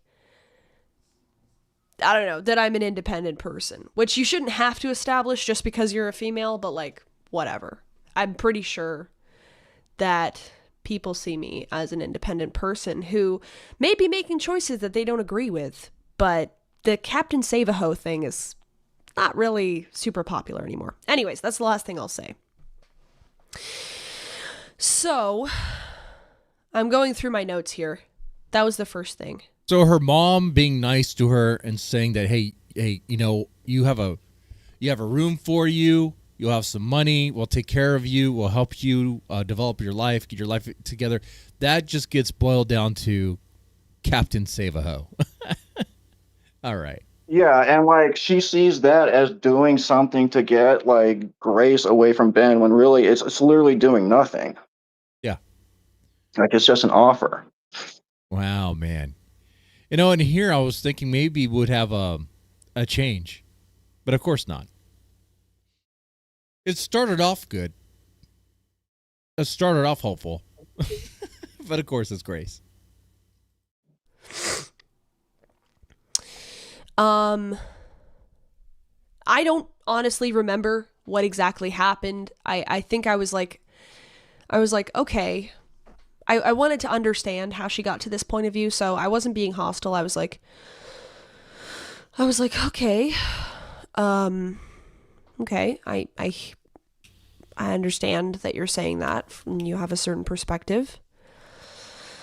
And I don't know how it got into this. I don't remember every single second, but essentially at a certain point, I said to her, that reminds me. I remember saying like, oh, okay, that reminds me. She was saying something about the marriage. And I was like, that reminds me. Do you think you and my dad are married? And I was like, I'm just curious. I don't know. I want to understand. I'm just asking you questions that I've had on my mind for a long time. And without really a lot of hesitation, my mom is like, yes. And I was like, I mean, legally they are married. They did get married. I swear to God, if she brings up, if she's going to bring up, but aren't you guys not really married though, technically? I mean, really? All right. Here's my take. They were never really married because Ben was never a real man. He's always just been a lesbian woman. That's why with Okay. Grace, they have the strap on. They have all the domestic violence because Ben is a lesbian. Okay. So they're never really married, The marriage was a sham because really Ben was a lesbian this whole time. Exactly. Okay, that's new, but it's it's better than what Ben says. So it's better than Ben's excuse, which is what he was entrapped by the baby. He had to get married because he's saying it's because Courtney was never mentally mature enough to consent to the divorce or some shit. I think that was his logic. Oh. I think she's old enough to get married. I think she was. I mean, Ben's an old man, and he's not able to take off his own pants without help from Grace. That's pretty bad. Yeah. Anyway, we'll play the rest of this. By the way, guys, shout out to everyone watching today. This is a very chill Sunday. Very chill Sunday vibe. My energy's low. 240s the other night was not a good idea. Had a lot of fun though. Hang out with IRL friends when you can, dude. It's a lot of fun. I don't know why I have to tell you guys that. It's fun. All this internet stuff is what it is. At the end of the day, I mean, I don't let this stuff bother me. It's just fun. Shout out to Armani. How you doing? Christmas Lore, Ducks Flying V, Fabled Dogify or whatever. Let's see, JF, Junk, Crinkled Kid 11, Light and Dark 8, NDR and RDN. Are these two like the same people? Like NDR and RDN. 910. Look at that. Susan 8148, Thorp TV, Trick and Ricky Ricada? I don't know what's going on there. And Zero. All right, guys. We're still going. What else does Grace say here? That also was not the answer that I was expecting. And I was like, so do you mean like religiously married? Because like you're getting a divorce. And she was like, yes, I'm getting a divorce because it was necessary. But yes, I know your father says that I wasn't capable of saying the vows, whatever it was, 25, 30 years ago. But I, basically assumed that I was. And I said, do you think he was capable of taking the vows? We're talking about it from a religious perspective at this point. And she's like, yes, I assume he was capable of taking the vows. And I was like, okay, so you wouldn't be looking to get an annulment. Like you believe that, like putting the civil stuff aside, you believe that you are religiously married to my dad. Like he's failing you as a husband, right? And she's like, yes. And I was like, okay. I would say he has failed as a husband. Ben probably should have listened to his dad's advice, taken his dad's advice, and not invested that money into a restaurant. That was like that's just one mistake. One big mistake. Of many. And it's not like his dad told him not to do it. His dad told him not to do that. And he did the opposite. It was like, you know what? What does my dad know? We're going to start an Ethiopian restaurant. It's like, okay. All right, that's kind of funny. You can kind of blew through that money. All right. Wow. Again, Ben felt it being a father too. Not the answer I was expecting. Yeah. I was expecting her to stonewall. I was expecting her to say, like, I don't know. But for her to say that she believed they were married, I couldn't have predicted that in a million years. And why? How? Because you guys are. I mean, they are married. They took the vows. You've been listening to a lot of your dad talk. That's why you didn't think that was possible.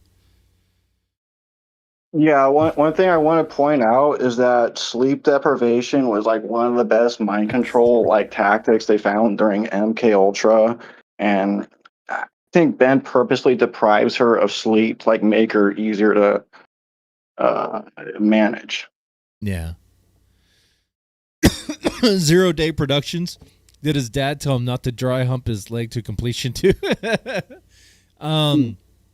Probably the following morning, if they said anything at all. I could only imagine how awkward that moment must have been. Like, what do you do? How do you live with yourself if your son dry humped your leg in your sleep to completion? Oh my God. I think at that point it's over. At that point, you gotta, I don't know, man. You might have to take him out back. Ben acts like daddy pill, like daddy is like the best thing in the world ever. And it's like, he humped his dad's leg. Is that what he thought was so great about his dad humping his leg? Mm-hmm. I don't like, know. If he loves the daddy pill so much, he should go back and hump his dad's leg again. Yeah, he does talk a lot about like daddy relations, and dad is like the best thing ever. Kind of wonder about his relationship with his dad and his relationship with his mom. Probably not. I don't think it was very good at all. He says his mother abandoned him. Yeah. And then he had a stepmom, right? Is that right? I'm not sure. All right, let's play the rest. Yeah, I mean, Grace, you can come up if you want to. And I said, well, if you think you're religiously married to him, then why are you getting a divorce? And she was like, well, I needed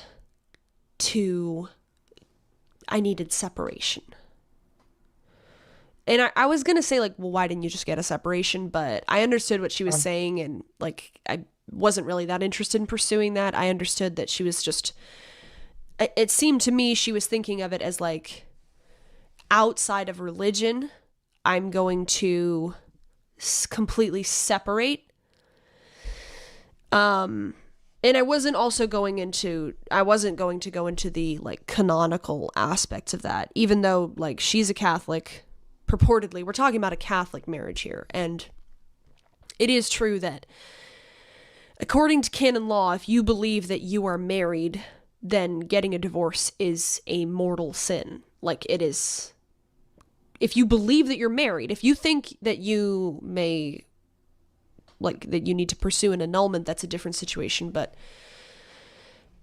it is true that if you think you're married as a Catholic, then getting an annulment is yeah, but Catholic families getting divorced is probably nothing new. I haven't looked at the stats, but I'm pretty sure if like what it's a pretty bad average on like marriage altogether, like of how many actually get divorced, right? I mean, it's not looking very good. It's not looking like marriage is actually held up by anyone, really, honestly.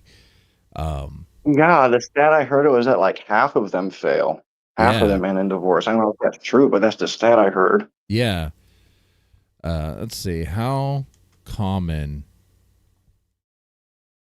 is it for Catholic marriages to end in divorce?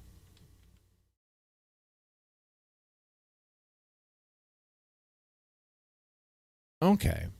Catholic marriages in the United States generally have a lower divorce ratings compared to the nation average.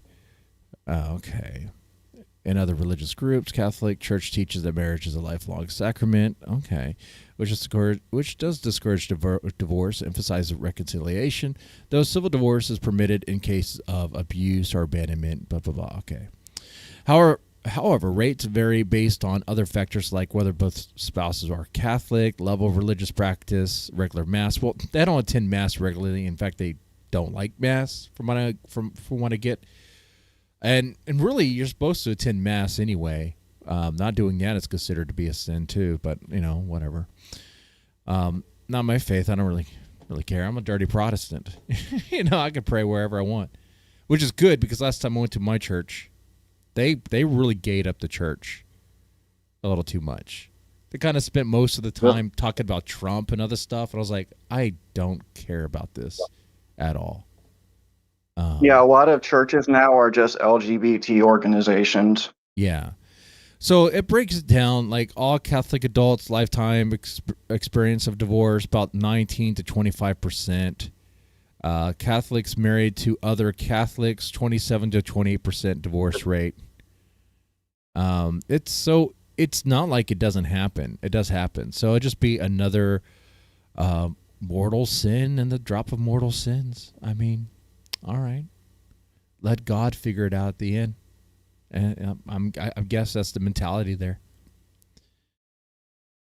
Anyway. Grave sin. It's a serious sin. And all the other stuff she's done, lying about him hitting her to get a restraining order, taking his kids away from him, all of that is obviously like, you're not supposed to do that if you're married. But I was trying to kind of understand, okay, so like according to her perspective, if she thinks that they're married, then he has committed the crime against her. All right. And this is a quick and dirty grok. I know they love using grok, so I use grok here. Yes, in Catholic teaching, deliberately missing Sunday Mass, our holy day of obligation, without a serious reason is considered a grave sin. That is, mortal sin, if done with full knowledge and deliberate consent. And they even break it down here. The CCC 2181, the Sunday, blah, blah, the Christian practices. For this reason, the faithful are obliged to participate. Okay, so grave matters, full acknowledgement. It breaks it down here. Pretty cool. So here's some reasons why you could be excused. Serious illness or disability, caring for the sick or infants, dangerous travel conditions, lacking of a priest in remote areas, and dispensation from a pastor. Okay.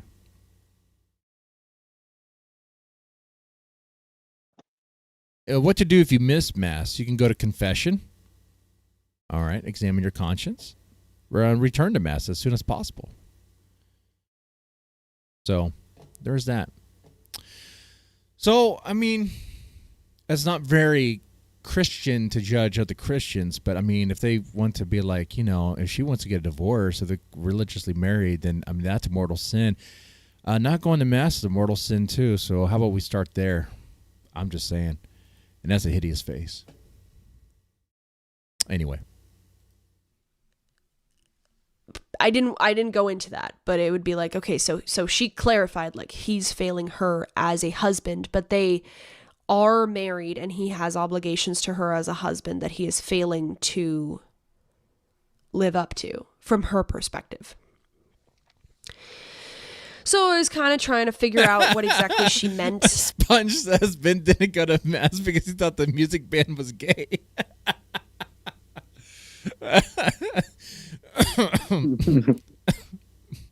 Well, then I guess go to another church. One without a gay music band. What do you mean gay music band? Were they like Catholic schoolboys, like singing choir? I mean, they might be gay. I don't think it's with consent, though, because of what the priests like to do. But, whatever. About that, and she was like, if you're trying, like, so she would have this weird kind of dynamic where she would be sort of like sympathetic or like open, and then like everyone's like, if this happened maybe 2 or 3 times, she would say she would kind of get like hostile, And so this is one of the first times she did it. She was like, if you're trying to figure out whether I want your father back in my life, like like if I want to like live with I don't know if this is bitter or Grace. It's probably Ben. He says the bongos were the last straw. The gay bongos. Well, do they have the gay bongos in every Catholic church? Is there another Catholic church you can go to?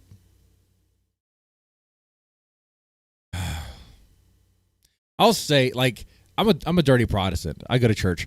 I think one of the few times I went to a Catholic church was with my with the woman that would become my wife, because she was Catholic. She was, and the holy water thing. Everyone puts their fingers in the holy water at the door entrance, and they'd like bless themselves with it or whatever. And I saw that. I was like, I do not want to put my fingers in that water, but it's holy water. Yeah, but everyone has put their fingers in that water. That water is germy. That's dirty water. You got to think about how dirty everyone's hand is. Nope. I'm not doing that. I'm not doing that. with him again? The answer is no. Okay, the answer is no. And I was like, I'm not asking that. I assume that's not true, but okay. You know. So this is going to take a while. We're through 3 of my bullet points so far. I'll take questions at this point. Damn it, I wish I could have a cigarette.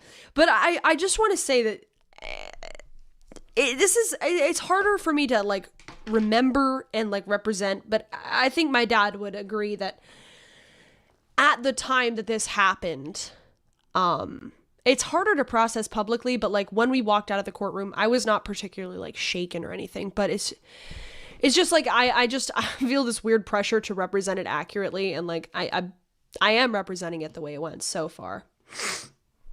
So, what do we think? Do we have any questions? She deserves an American spirit. Oh my God, yeah. Have you talked to Ben about it? I haven't smoked a cigarette in a long time. I think the last time I smoked a cigarette was like, might have been like 20 years ago. And it was Camels, unfiltered. Oh, wow. Yeah. Weird. Anyway, so yeah, we'll watch the rest of this year, guys. We did cover the EMIRU stuff in the beginning, but I don't think you guys really care. You know, I covered that for the stream to cover something different. I figured it was going to end that way. Like we're going to go back to what we do every time. It's Grace. It's the Thorps. And I think, isn't Ruby going to be streaming pretty soon? Who cares? I don't know. About it yet? Oh, of course, yeah. Hey, I got a quick piece of lore. Okay, I got a quick piece of lore here. Okay. Yeah, like she mentioned the restraining order. Like, here's the thing: that restraining order was Ben's idea because he thought he could get Courtney in trouble for filing an invalid restraining order. He thought he could like challenge it in court, but like he didn't think his idea through.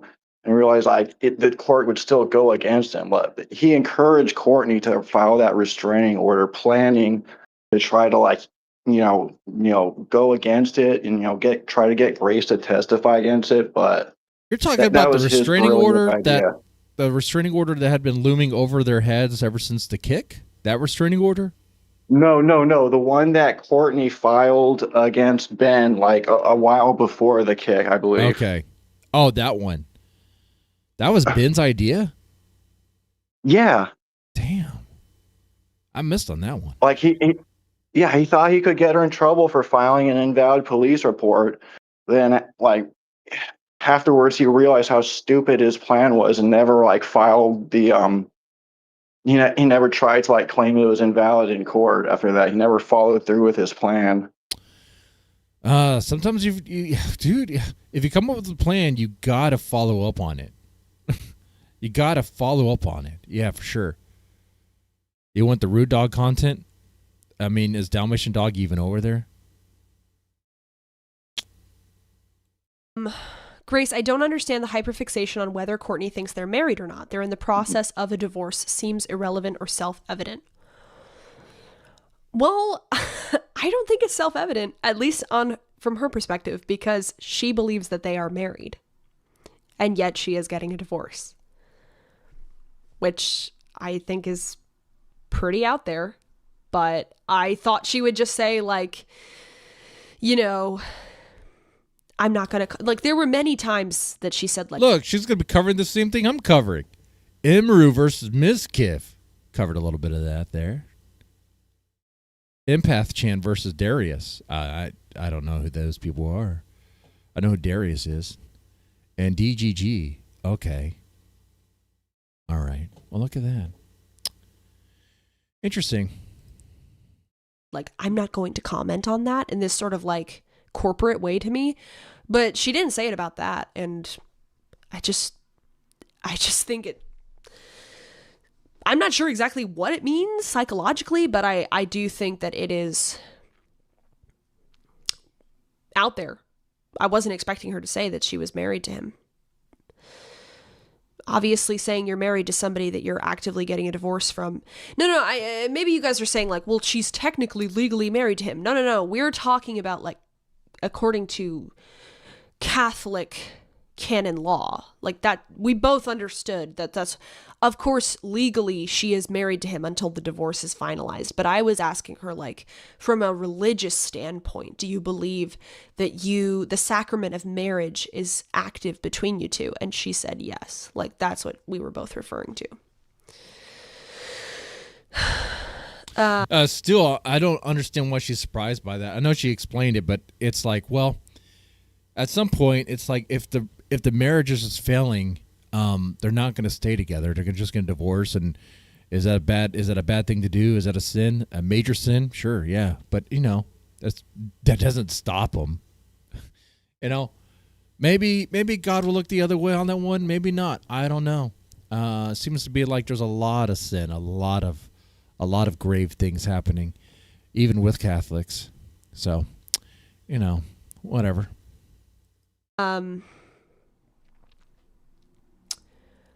So, why do you see her behavior as controlling? From her perspective, she failed to protect you and you got brainwashed and are in a cult. That's true. That is from her perspective. Offering a place to stay to get away seems reasonable from that perspective, whether it's even her own shatters are like on Courtney's side. True or not. It's a reasonable from that offer. Perspective, I think that is a kind of psycho perspective to have.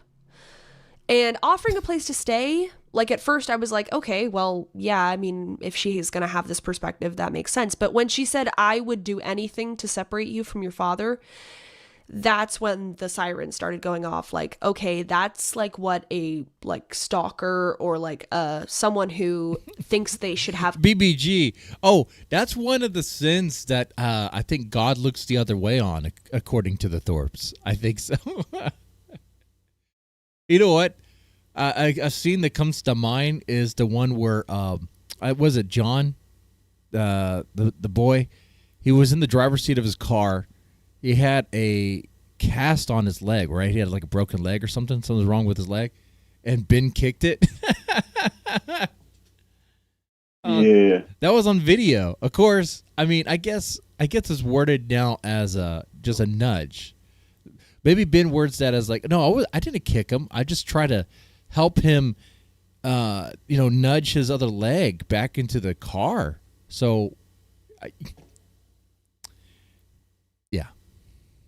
Control over my life would say. And it's not just off the cuff. Like, I have heard this kind of thing from a few people, not too many, but a few people online who have taken a similar perspective and said, like, you are not making good decisions and I'm going to make your decisions for you.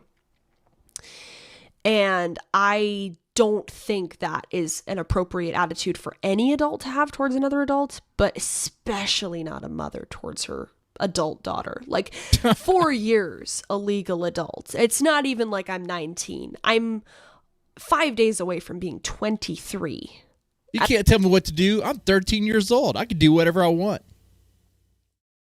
That's what I'm hearing there.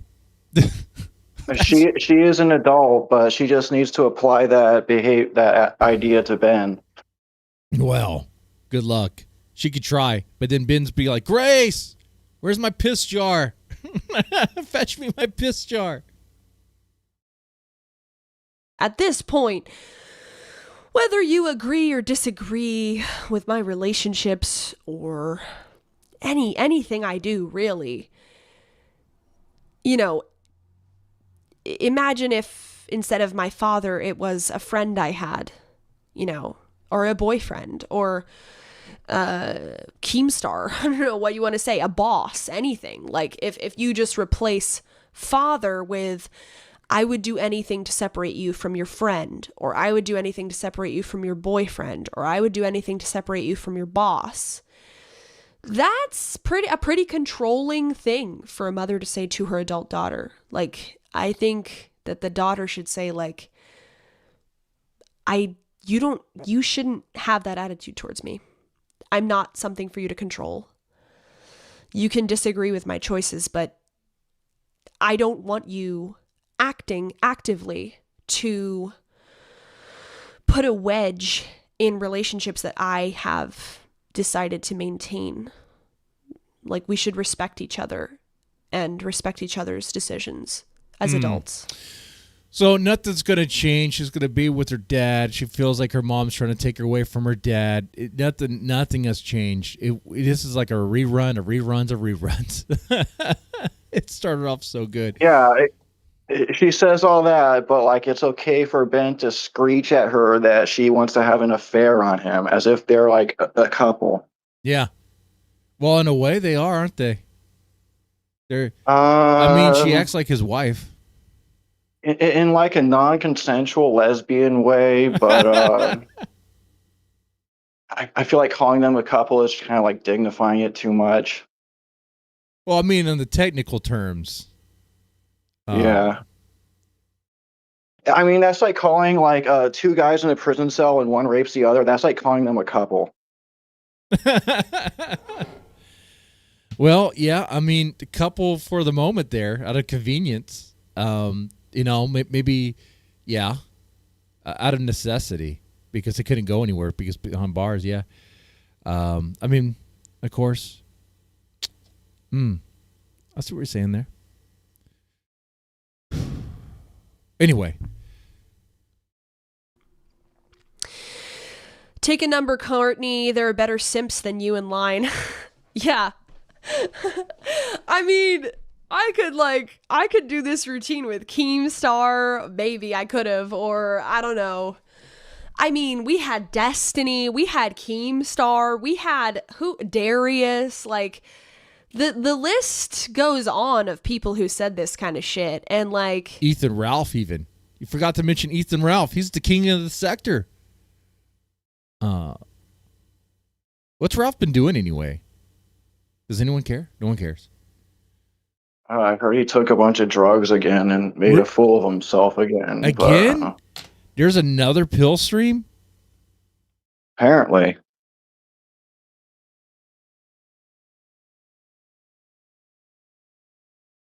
Wow. I think one of the Thorp cheers asked, but Deadman, do you disagree that the basic principle that a mom shouldn't insert herself into adult daughter's relationship? That they shouldn't? I mean, they can. What do you mean? No. Wait, hold on here. Let me think about this. If my adult daughter had a troubling relationship that I thought was very disastrous for her, I would definitely let her know. And I would, but at the same time, she's an adult. There's only so much I could do about that. But I would let her know. I would let her know that, hey, like, this is not good. This is not good at all. And I'll take some measures. Definitely be observant of what's going on and try to stay vigilant about certain things and receptive and all that. But yeah, I'll definitely let my opinion known for sure.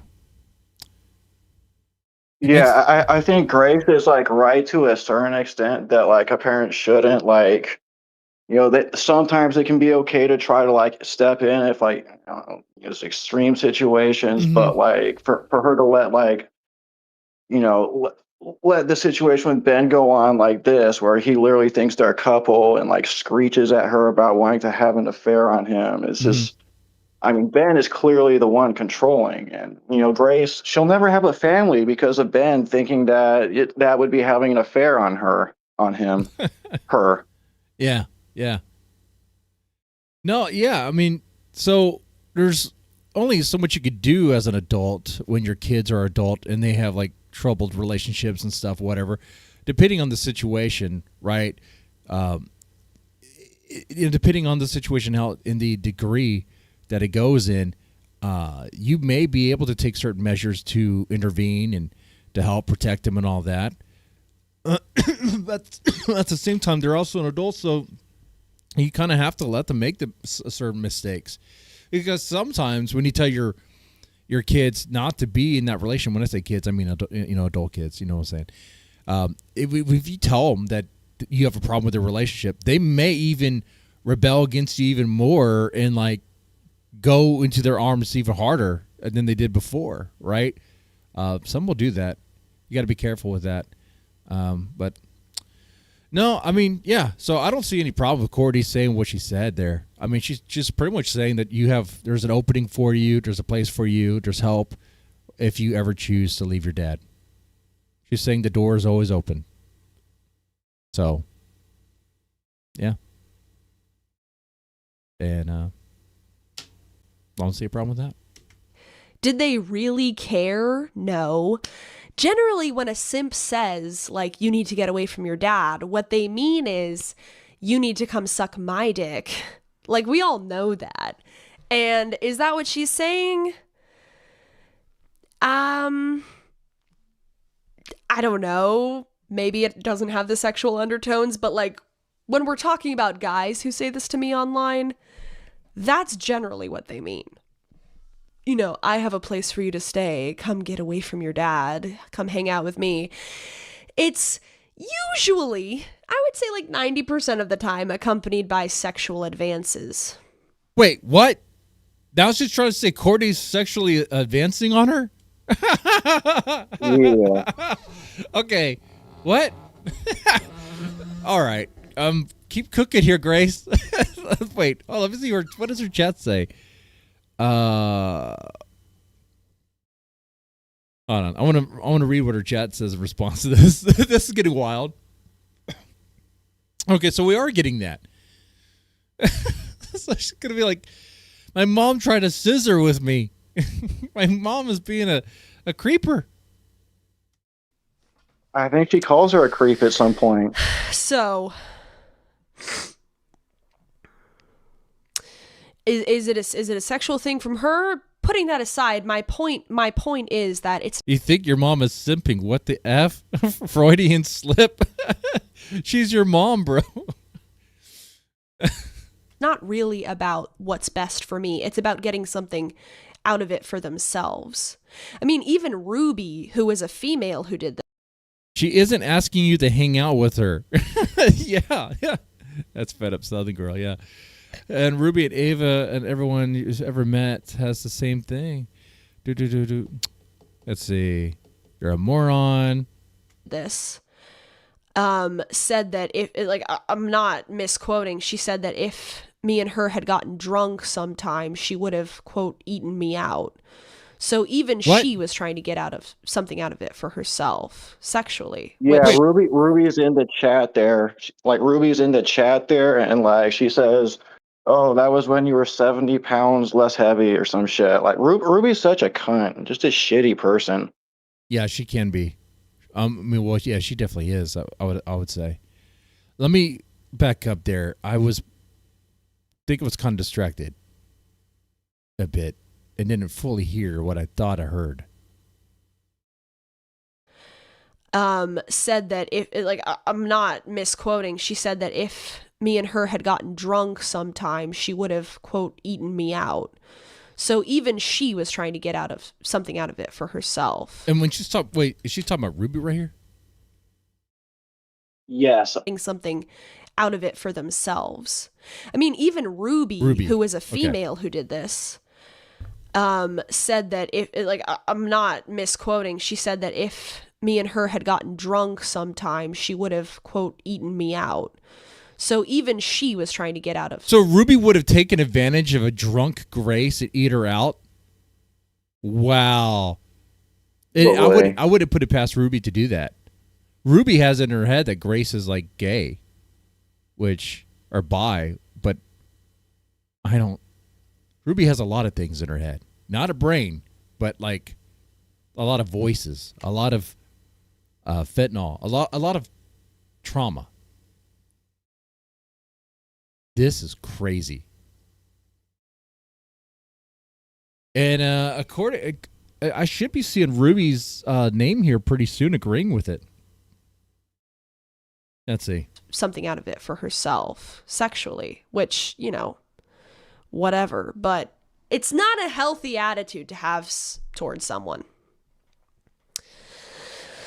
There's also a question of, like, what does getting away from my dad really mean? Does it mean never talking to my own father ever again? Does it mean moving out of my apartment? Like, what hoops do I need to jump through before you will have a relationship with me as your daughter? What hoops do I have to jump through? Because, hey, this is just me, but I'm kind of the opinion that you should kind of, like, basically, if you're a mother of someone, kind of have, like, an open relationship with them in the sense that, like, hey, man, you do your thing, and I support you, and I love you, and you don't have to do anything to get, you know, love from me. You don't have to jump through any hoops. I'm here for you. But, hey, that's just me. That's just what I think a mother should offer. But, you know, I understand that some people have the attitude that parents should only have relationships with their children when they approve of every relationship and action that they take. But, you know, this has to do with what I said later, which, like, I gave her a little speech at the end of all this, which I will tell you about.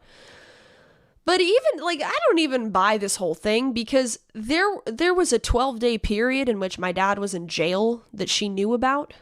And, you know, obviously I was online for most of that time. And I was completely alone. Like, she could have offered for me to come over or say hi to her or even just texted me. Anything. And she knew that he was in jail and, like, that I was alone. Like, whatever, okay. Rasputin is, like, literally physically separated from me by, like, armed guards and bars. And there was no reach out. So I don't know how much I even buy that whole story of, like, if you get away from him. Well, I was away from him for a 12-day period. That's close to 2 weeks. You could have at least attempted to have a relationship with me, and I would. I think so. I was reading her chat while she was talking, so, like, I was a little. Is like Ben so I don't know how much I to even buy that whole now? story of, like, if you get away from him. Well, I was away from him for a 12-day period. That's close to 2 weeks. You could have at least attempted to have a relationship with me, and I wouldn't have had anyone to talk to about it. Like, it would have been one-on-one. And there was nothing. The only thing was, during that time that my dad was in jail, I think I did reach out to my mom and I said, like, Dad's in jail and I'm not doing too well. And the only thing I got back was, she was like, I'm glad he's in jail. And that was it. So. Oh, there we go. There's the Ruby chat right there. I said make out, and that was 80 pounds ago. And before I knew how evil you were, we finally got it. Oh, man. Ruby said make out. So make out with Grace while she's drunk? I don't know, man. I gotta remind myself on the rules of engagement, sexual engagement. Now, I thought like if the other person's drunk and you're not drunk, I thought that was like no bueno. Now, is that right? Is that no good now? In the 90s, it was whatever, I think, but now it's like you don't do that. That's a bad thing. Ruby Stewart. By the way, make out doesn't mean we don't know what lips she meant by to make out with. That's pretty nasty, pretty gross. But it could have been eating her out.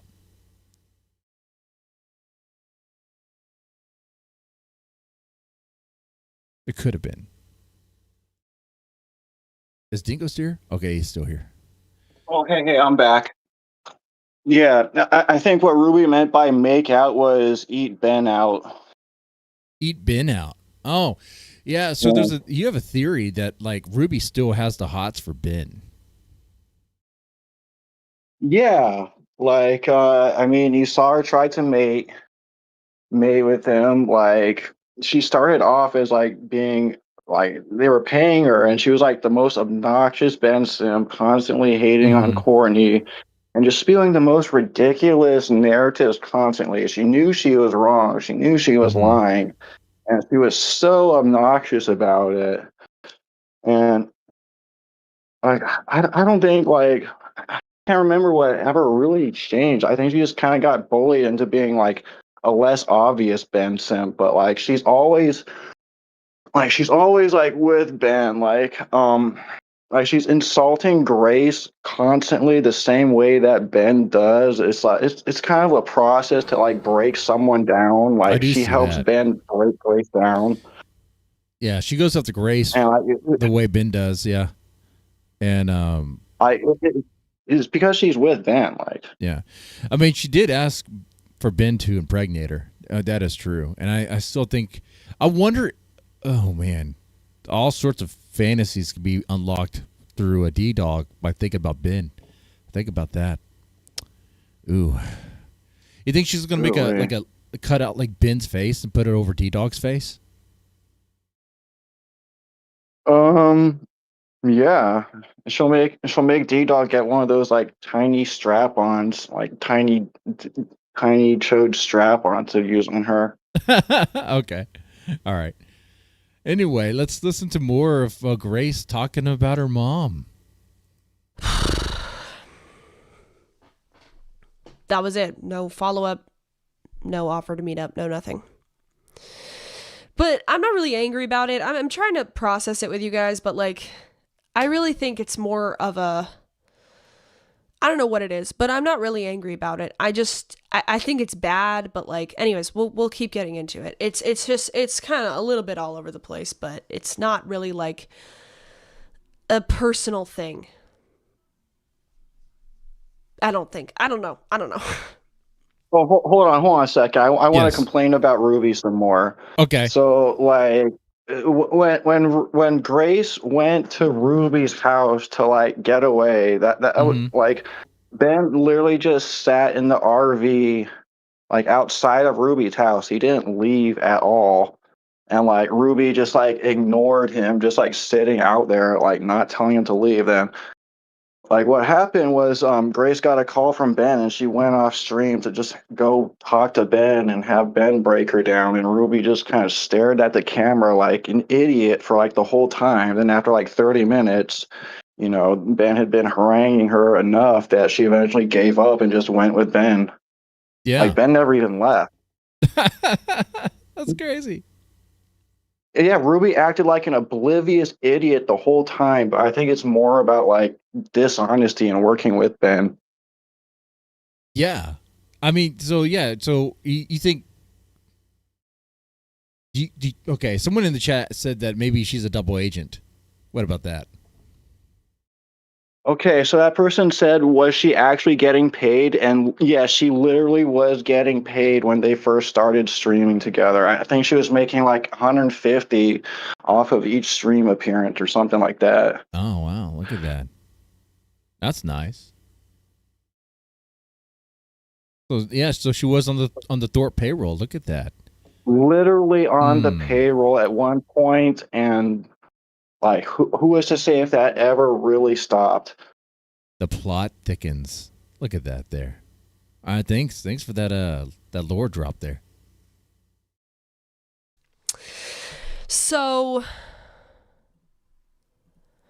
the next thing we got into, and again, I don't remember exactly how it continued, but I would ask her a question, she'd answer, I'd ask some follow-up questions, and then it would sort of peter out, and then I'd just ask another question.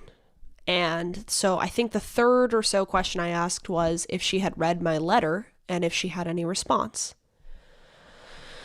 And you guys know the letter I'm talking about. I sent that to her and to her lawyer, and there were some parts of it that I didn't read and some parts of it that I did read to you guys. And the parts that I didn't read are sort of private, they're extreme, and I sort of didn't want to make them public for the time being, but I did send the entire thing to her.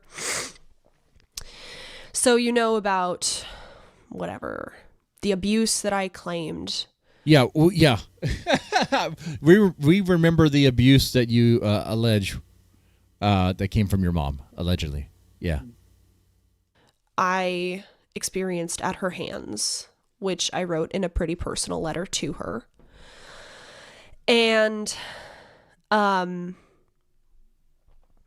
included in the letter was her kissing me, her sucking on my nipple, her asking me to beat her with a belt, her sniffing my fingers when I was younger to see if I had masturbated with them, her fantasizing about me and my dad having sex and masturbating. That's so bizarre. Okay. Yeah, go ahead. Yeah, I think that was where like the triangulation between like Courtney and Grace and Ben like began, because like why would Courtney like think to go and sniff Grace's fingers, and it's obviously like Ben like putting that idea in her head. But she claims that her mom was doing this when she was like, what, 3 or something, right? She said she was masturbating at 3. Yeah. So you're saying Ben told Courtney to do that? Yeah. To get them to be antagonistic against each other. Now, the thing about the story that's so freaking wild is Grace claims she was doing this at 3 years old. It like that's a crazy age to be doing that stuff. What? Yeah. And yeah, it usually indicates, molestation or something like that. Yeah, I mean, that's what I'm thinking there. But I wouldn't put it past, let's say there was a parent that was like really concerned whether or not, I don't know, their daughter was like masturbating all the time, whatever. And you wanted to shut that down, which, I mean, okay, good luck with that. I guess you could do that. Smell the finger, and the whole thing is so weird. It's just so uncomfortable and disgusting. It's just, I mean, here's the reality of the situation, man. I have kids, I'm a parent, and obviously I was a kid once, and I have parents, right? You're not ask loaded questions on things that I've already answered, and you are doing. You're not going to be able to stop your kids from masturbating. You're just not. It's one of those things. I don't. Oh, what the hell? Anyway. Yeah, and then she said that her mom wanted to have a lesbian relationship with her or something and touch her boob. She sucked on her boob and stuff. Okay. If my 3-year-old daughter was lying to me about eating cookies or playing in the mud, I might smell her hand to show that she can't be. Okay, well, yeah. If your 3-year-old was lying about eating chocolate chip cookies, you might see the chocolate on her lips or on her shirt and be like, okay, yeah, you're clearly eating cookies. You're a liar. And maybe you ground them or something or whatever. Just they're 3. They'll learn from that moment. I mean, but this is crazy. I don't want to know about the daughter's bedroom activities. Never go in the room. Yeah, right. I knock before I enter, and all that stuff. Anyway,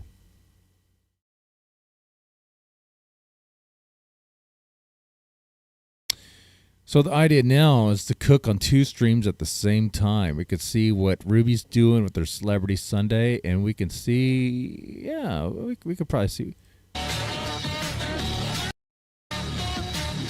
She's playing her music, doing her intro. Okay, nothing's happened yet. Masturbating to that fantasy, etc. And the physical stuff and the neglect and the edge. Absolutely, Panelverse. Hit the like button, support the show. Not doing any shots or anything for donos or anything. I'm like recovering here. And I'm just hanging out, man. Educational D-Dog stuff better be there. So just like a quick recap. Oh, hey, Deadman, did you hear that?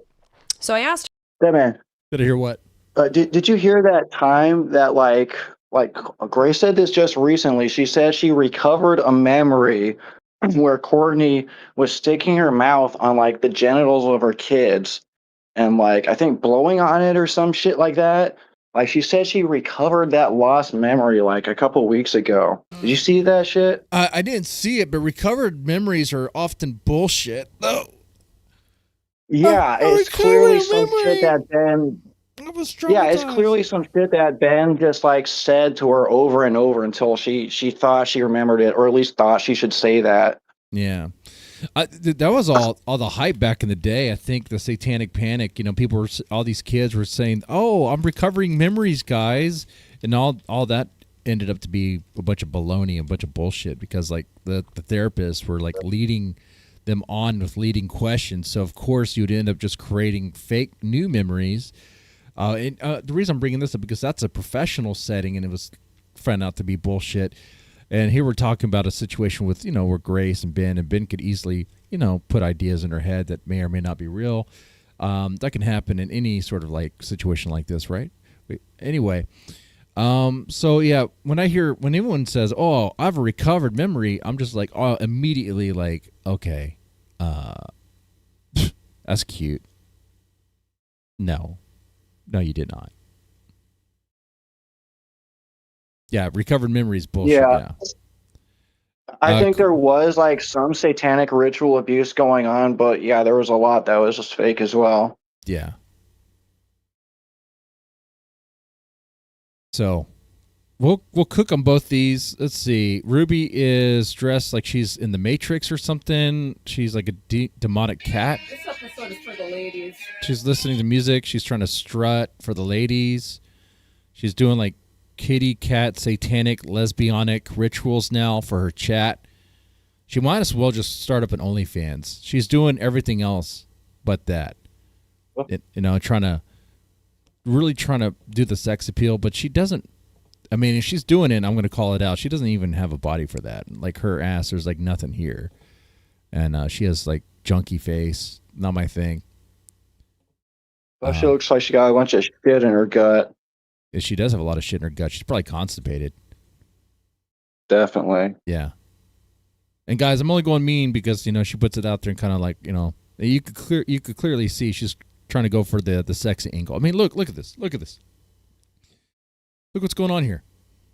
And you're right, dude. Jesus Christ. That gut kind of sticks out. That's not soda tummy. That's not beer tummy. That's like you got like weeks, maybe a month of backed up shit that needs to come out. Yeah. Pregnant with shit. That's what Ben did. It's the fecal cream pie. I got her pregnant with shit. There it is. Fecal cream pie. All right, now she's showing us her cheap Halloween decorations. Okay. All right. This is great. I wonder if I can unmute. Now we're still listening to music. All right. You never know with music if it's going to get copyright or not. I know it sounds like it's low. Like, it sounds like it's like twangy shit. That probably wouldn't get me in trouble. Let's skip ahead to the current, though. We're kind of in the past. Okay, she's talking now. That can't be ruled. That can't be domesticated. I can't. Although, that's fake news because, as many of you saw, I did make some spaghetti, and I've even adopted... Way! Not... Ruby made spaghetti? A 35-year-old Wow. making spaghetti? Oh, congratulations. You made spaghetti, Ruby. Wow. Do you want a medal? Like, is this what we're doing now? Not just D-Dog. There's another one. Wait. So I'd like to introduce you to my pet. Let me just pull up the Cinnamon? video. I believe Celebrity Clips Celebrity Clips. All right, Celebrity Clips is her second channel, right? I mean, no one's really clipping Ruby. It's her doing it herself, right? Definitely. Yeah. See my new little friend. Okay? Nope, not these folks. Not Gay. These folks. I've seen that guy around. Ooh. He's gay. Oh, Ruby found an injured baby mouse. Hey, it's up genetic cow. You found a baby mouse because your apartment is a pigsty. Like the mice go in there and they don't come out. They don't want to leave. You know? I don't know if that's anything to brag about. That's like me saying like, oh, look, man, I got some new pets. I got squirrels I found in the attic. Fuck. It's like Uncle Roger with the dead mice and feces in his bed. Yeah. Well, Stevie, got a lot of celebrities in chat, Dancing on the Sun. Are we team punching walls and speeding cars, or are we team rabbit killer here? Exactly. And rabbits have been a theme. OPC Dawn, criminal mastermind, has been taunting me with a rabbit for months now that I never asked for. But he would keep saying if I didn't adopt it, he's going to eat it. And those who know me know I'm basically a lifelong vegetarian, vegan. I don't like that. Okay, what are you going to do about But he it? still has this rabbit. Who knows what's up with that guy? P.S. He might be... The rabbit might be already dead. No, the rabbit is already dead. He already ate the rabbit. The rabbit's already dead. Rest in peace. What's the rabbit's name? I'll take a shot for the rabbit. Rest in peace. OPC Dawn Rabbit. Shot in Malibu. We'll do that.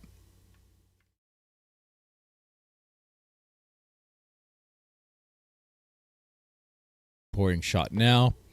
You guys want to partake? Rabbit stew? Yeah, probably. Rest in peace, OPC Dawn's rabbit. Gray should have taken it in. Shake it, baby. Ruby looks jammed out of her mind. Look at her eyes. She does. Some people wonder if she's still using. Thank you, Play to Wings. Thank you for the $2. Pressing. I would guess she's charges. just on the Our favorite- methadone right now. On the methadone? Yeah, I would guess it's just methadone because opioids tend to compete for receptors. Okay. And when you're on the methadone, do you get like a little mild high? How does that work? It should make you feel like a little bit. It should be a mild high. Yeah. Interesting. Relapse coming soon, if not already. Shake it, baby. Relapse coming soon, if not already. Hey. I don't even have to say anything to jinx it. That's not clean, right? And she's been on the methadone treatment for like over a year now, right? How long are you supposed to be on that? She's gonna be on there Not for that life. long. But she's gonna be on it for life because she likes the feeling. Yeah. And Yeah, she does not want to stop. not gonna stop. All right, now she's having a seizure. With a paw missing or something, which Did you see that? She had a seizure. around narcissist of a mouse is like Seizure. jumping around with a paw missing or something, which is obviously being faked. Okay, they're getting into the thing I did not get into with EMIRU and MiZKIF. Shake it, baby. So as you know, EMIRU is Ruby accusing got the glazed, not their look in the eyes. Yeah. Well, yeah, she's not really there. And wait, you notice this? Why is one eye looking further away than the other? I didn't really notice this, but does she have a lazy eye? Or is she just kind of, or is it just a bad freeze frame? I think it's her makeup making it look like that. Okay. All right. Anyway, I know you guys care a whole lot about MiZKIF and EMIRU. MiZKIF claims that EMIRU killed her rabbits through neglect. That was his response to the I guess the essay accusation. So not really a good deflection there. You know, it's like, well, oh yeah, guess what? She neglected her rabbits and they died. Which, I mean, I don't think anyone really cares if that did happen, because I mean, you got Hassan shocking his dog, which is, I mean, let's be honest. Out of pets hierarchy, dogs take priority over rabbits.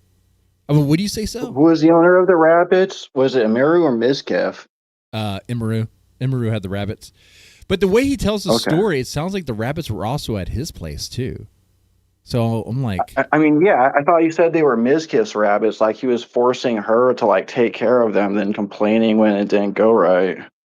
Yeah. I did save it, but I don't think anyone cares. Press 1 if you want me to cover that briefly. Press 2 if we're just moving on and talking about Ruby and our little bit of Grace. I think right now it's Ruby time. I already know what it's going to be. It's going to be Ruby. Ruby Tubi. Everyone else is talking about EMIRU and all that stuff, and it's you can get that everywhere, okay? But who else is going to talk about Ruby other than us? Yeah. Oh, look at it. Gobbledygook. Mr. Devin eats weenies. Is that supposed to be a gay thing? Because I can eat some sausages, dude. Oy vey. I heard he had a pretty intense panel with some intense people, but I didn't watch it because I'm already at my threshold, people. Oh, wait. Is she talking about the panel that I had with her ex-stalker or non-stalker Matt? That was a good panel. Apparently, I guess we did a good job talking him off of the ledge, so that's good. Yeah.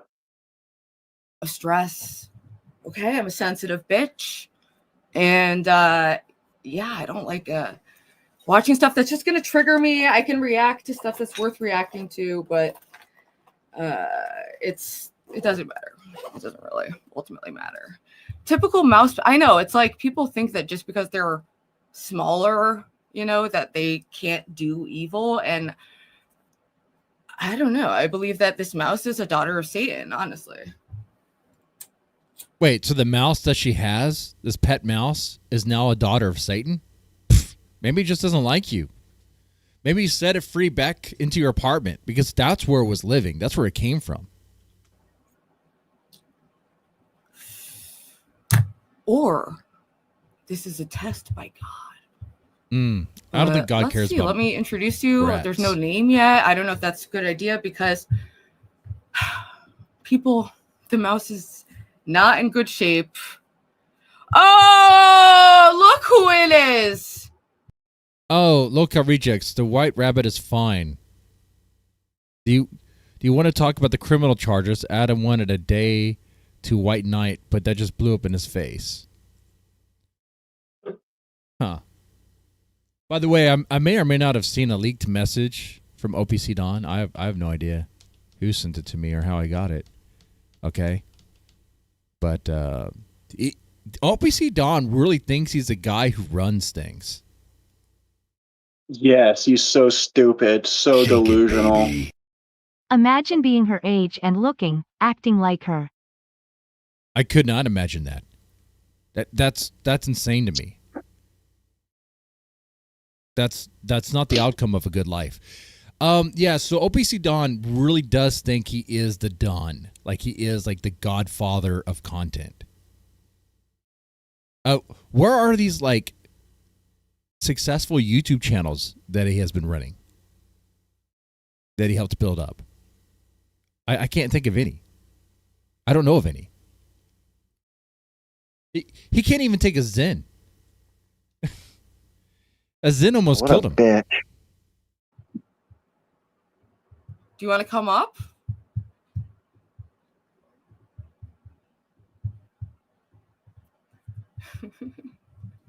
All right, let's play this crazy. I think the spell that Ruby has on a lot of guys is her eyes. If you just stare into her eyes, I could see how people can get lost in them. They do have that kind of effect, but you just don't look at them. You look at everything else. I'm just letting you guys know, okay? You got to be strong against those. This clip from Celebrity Clips, Celebrity Pets. And yes, people, today we are actually going to do Celebrity Pets. I believe earlier in the stream, we'll get the vibe right. We've got some great fresh pet pictures from famous chatters like Romano and BB, Gamer of the Damned. Maybe OPC Don will send a picture of the rabbit that he used to taunt me. Mr. Deadeye. And it's a cute rabbit, but my mom's deathly allergic. Hamster is like where we tap out, and so far as I like local furry live. small animals. Okay. All right, let's see what's up with this little guy. That boogie guy makes me laugh. So he's very, very small, but that doesn't mean he's not plotted. Like, oh, I'm hurt. Oh, you gave me bedding and all this. Oh, you gave me food and water. I don't, He already had the food and water when he was living free in your freaking apartment. Now you just put it in a cage. Look at this. That bedding at first glance looked like powdered sugar. It looked like pure powdered sugar. Doesn't it? A little bit. It's like a bedding of Coke, dude. Oh, shit. When did she get this mouse? The other day after she was cleaning her apartment, the mouse has sort of appeared, and she caught it. I mean, the mice just come to her. She doesn't have to shop for one. Hope she didn't buy it, because like she already has mice at her place, and roaches too.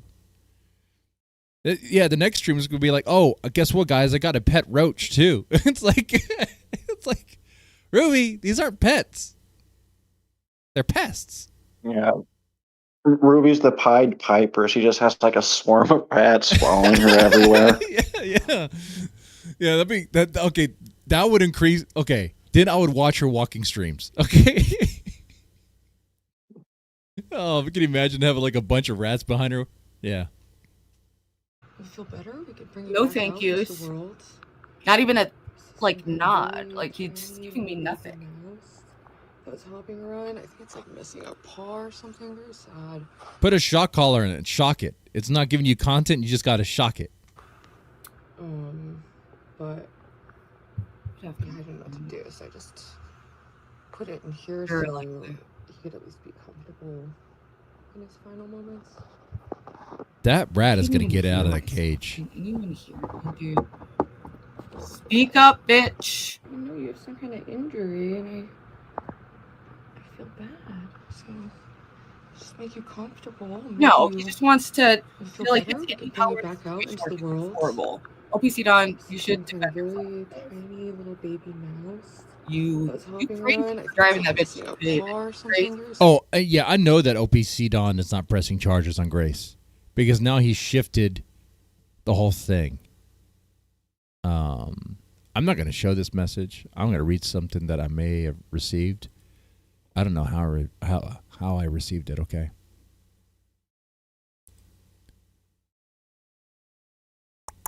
Yeah, I think OPC just wants to act like he's taking mercy on Grace by not pressing charges.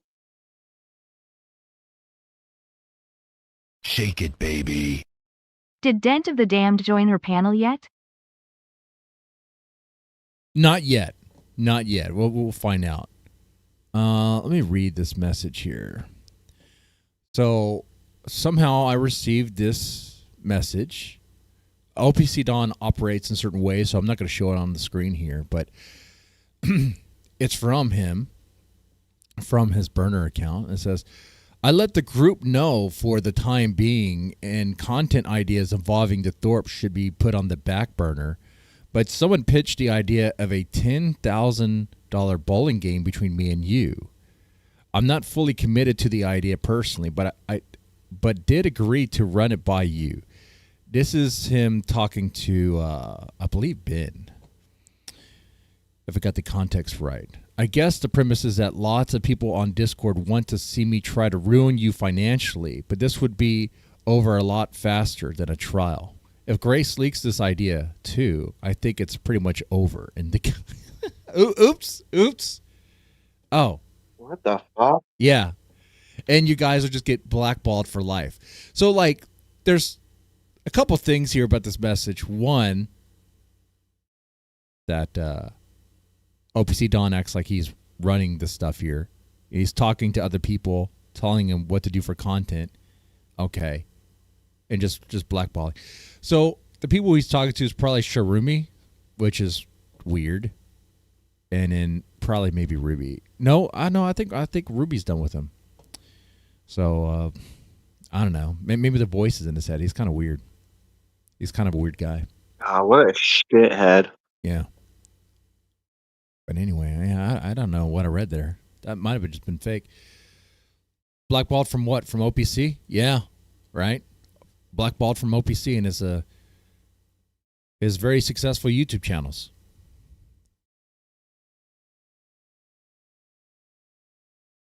And neither I was gonna say neither OPC or Ben have 10K to throw around on anything. So where the fuck is that even coming from?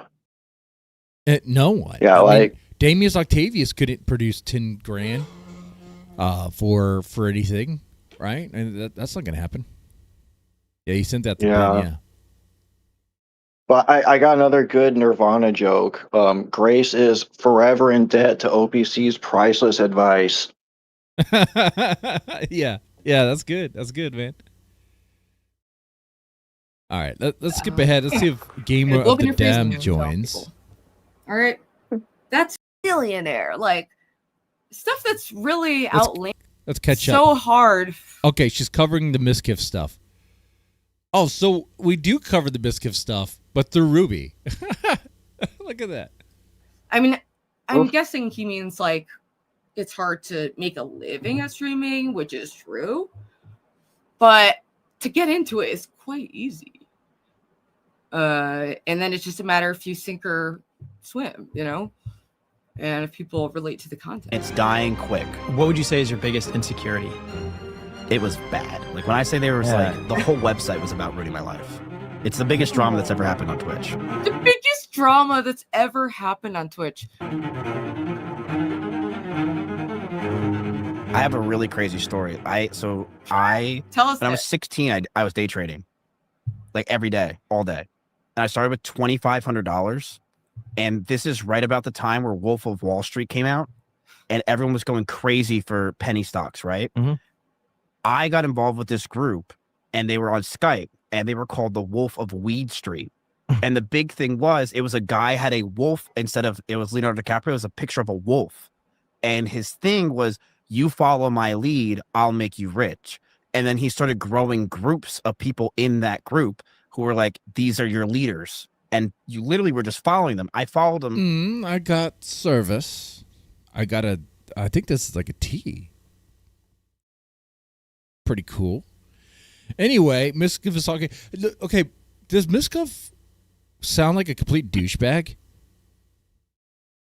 This guy just like I look at him like this guy's a douchebag, potentially rapist. I'm not saying he is. I'm saying that I wouldn't put it past him. You know, you could read people just by the way they look, you know? Anyway. Yeah. For months, I would join his groups. I was listening to him talk in Skype calls and in meetings, and he would tell you what he's buying next. And every single penny stock he invested in skyrocketed. Like, I did not lose money one time. And he just got bigger and bigger on Twitter. He started showing his penthouse suite, all this crazy. I saw that because I went to just before. Okay, Ruby's responding to a chat because there's no way she'll be responding to anything MiZKIF just said about like investing. She'd be like, "What's a stock? What's a penny stock? What?" She would have no idea. So I'm not expecting that. But Chicken Andy just revealed he's not making minimum wage from his Kick channel. Well, yeah, of course not. These constant streamers, especially on Kick and stuff, I mean, they're not making good money. It's not a career. It's kind of like it is. It's just like homelessness. It's like just e-begging. That's what it is. Isn't it what it is? That's kind of what I do here too, right, Yeah. Dingo? It's just e-begging sometimes, right? Yeah. It's not a good job to have as your primary one. No, at all. It's just secondary income that's here and there. You know, of course, I don't even count on it. I mean, it's nice. Plate of Wings been nice today, and yeah, but yeah. So I wouldn't be surprised if a lot of these streamers are like really just suffering. For this episode, I was like just glancing through some of the clip sites that I usually check, and I saw one of the most recent videos on Clips Fun Claus was about Chicken Andy talking about not making minimum wage. And I believe it. It's very up and down, like, you know, it's so yeah, I believe that. It's hard. That's being in any creative field though, you know, and you just have to learn how to save during, you know, the higher income times to prepare for variation, you know. Yeah, broccoli. Yeah. He's troubled in the hair. Stuff. He blew the up. I went from $2,500 to over $150,000 as a 16-year-old kid. Wait, 16, and this is. Oh, happy birthday, Gobbledygook! Oh, it's Gobbledygook's birthday? I didn't even know. Well, if she was nicer to me, we would celebrate here, but you know. Happy birthday, Gobbledygook! Very quality, top tier panelist, chatter, and supporter of the channel. So very much appreciated. Top tier chatter. I don't know. I enjoyed like watching her talk with Jeremy the other day. She called into one of his. I don't know if he was okay, on, that's crazy. That's crazy, chat. Even Ruby's mom refuses to pay for the avocado toast because she knows it's a scam. Just go to the grocery store, buy some avocado spread, buy some bread, toast the bread, spread the avocado on the toast, and there you go. You can get a loaf of bread for like $2. Okay, avocado spread might cost like, I don't know, $5, maybe $7, depending where you're at. And then that avocado will last for a while. You gotta keep it in the fridge, and you gotta mix it up constantly because avocado gets kind of weird at times. But yeah, you can have all the avocado toast in the world for that loaf of bread, anyway. Boy Outlaws or on his own channel, but Gobbledygook was like, I just have to ask, why the fuck did you agree to meet in New Haven, you know? All right. And she's super blunt, but like not in like a mean way, you know? It's just kind of like, what were you thinking? We're going to speed her up a bit. And I think that's something we all are curious about. And yeah. Yeah. I should be donating to you for your birthday. 9-volt battery, Mr. Deadman, too many memes. Look at 9-volt battery. What? What? Why would you say that to me? Yeah, happy birthday. Happy birthday to you.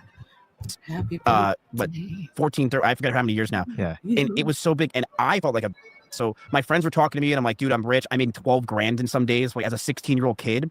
Interesting. I don't know anything about this guy, but what I'm getting just on surface level is rich kid. Like lived in a good home. His parents had money. He has money. And yeah, he definitely doesn't look like he came from a trailer park. Like I come from a trailer park. Okay? Anyway. There's one investment he said he's... I'm raising my eyebrows. Why? Just wait. Am I crazy? Am I like judging him too harshly? It just seems No, like you're not. In fact, you're going too soft. His eyebrows are crazy looking. Look at those thick caterpillar eyebrows. What is up with that shit? We are doing Tesla puts. Put your money in Tesla puts. And I'm like, dude, if I just put 50 grand in these Tesla puts and it skyrockets, I'm a millionaire at 16 years old. I was freaking out. So I put $50,000 in and I lost every single penny. And then he just completely ghosted the community and he just left the internet. But what was crazy is what we were investing in, which was penny stocks, but for weed companies. Yeah. And they were complete. It was like, this is a random pharmaceutical in Nebraska that's going to start changing the game. It's because his name was Wolf of Weed Street, so he only invested in weed companies. So you still made 75 grand. Oh, Gucci's? See, I know that name. I remember Gucci's and Only Use Me Blades had a situation, right? In the back of the RV. There were some situations there. Yeah, I remember that. I remember Gucci's would get like a tall boy of like beer and walk around stuff. She seemed like she would have been fun. Go ahead. I saw a picture of her panties, and there was like this ton of black gunk in her. Like it must have been oozing out of her giant. Like literally black gunk. Like Grace's was brown, Gucci's was black. Oh, like UTI? Something like that. Oh, gross. Is there a picture we could show for chat? Chat, do you want to see the Gucci's panties? I don't have the picture. I saw it so long ago, and like don't worry, I don't think it chat got will super find a spread way. around. Yeah, maybe they can find it. Yeah, if you want to see it, chat. But maybe some things are better off not seeing. Anyway. Grand. Yeah. Well, I'm 16 now, and I'm alone with a bunch of money, thinking I have an E. One's in the chat if you believe him. Two's if you have doubts. And he just says like multiple things like this, as we'll go to looking at. He's a bullshitter. His Dead man's response excited. to EMIRU, and we can look at a bit of EMIRU's initial video. That's true. I might be excited. That's wrong. That's messed up. Oh man. But I feel like a lot of people have probably seen that by now, so I'm more interested in analyzing his Go, and I know what I'm talking about, right? So it's $75,000. So I then bet again on weed stocks, thinking I know what it was doing, because there were some other guys that were like, "I'm going to take leadership, and you should listen to me." And I listened to them, and it continued to drop, and it continued to drop, and I literally didn't have one win because we kept investing in penny stocks to the point where I was down. I think I came out with like 15 grand. Yeah, Ruby's making us cover this boring shit. She has 47 watching. How many do I have? 48. Oh man, we're in the same numbers. I did have more though. I think some went directly over to her. This is the better way to watch her, guys. If you have to watch Ruby, and if you have to watch this, I think what it is, it's this content right here. Honestly, guys, do you want to watch this, or do we want to watch the rest of Grace? What are we doing? I vote Grace. Probably Grace.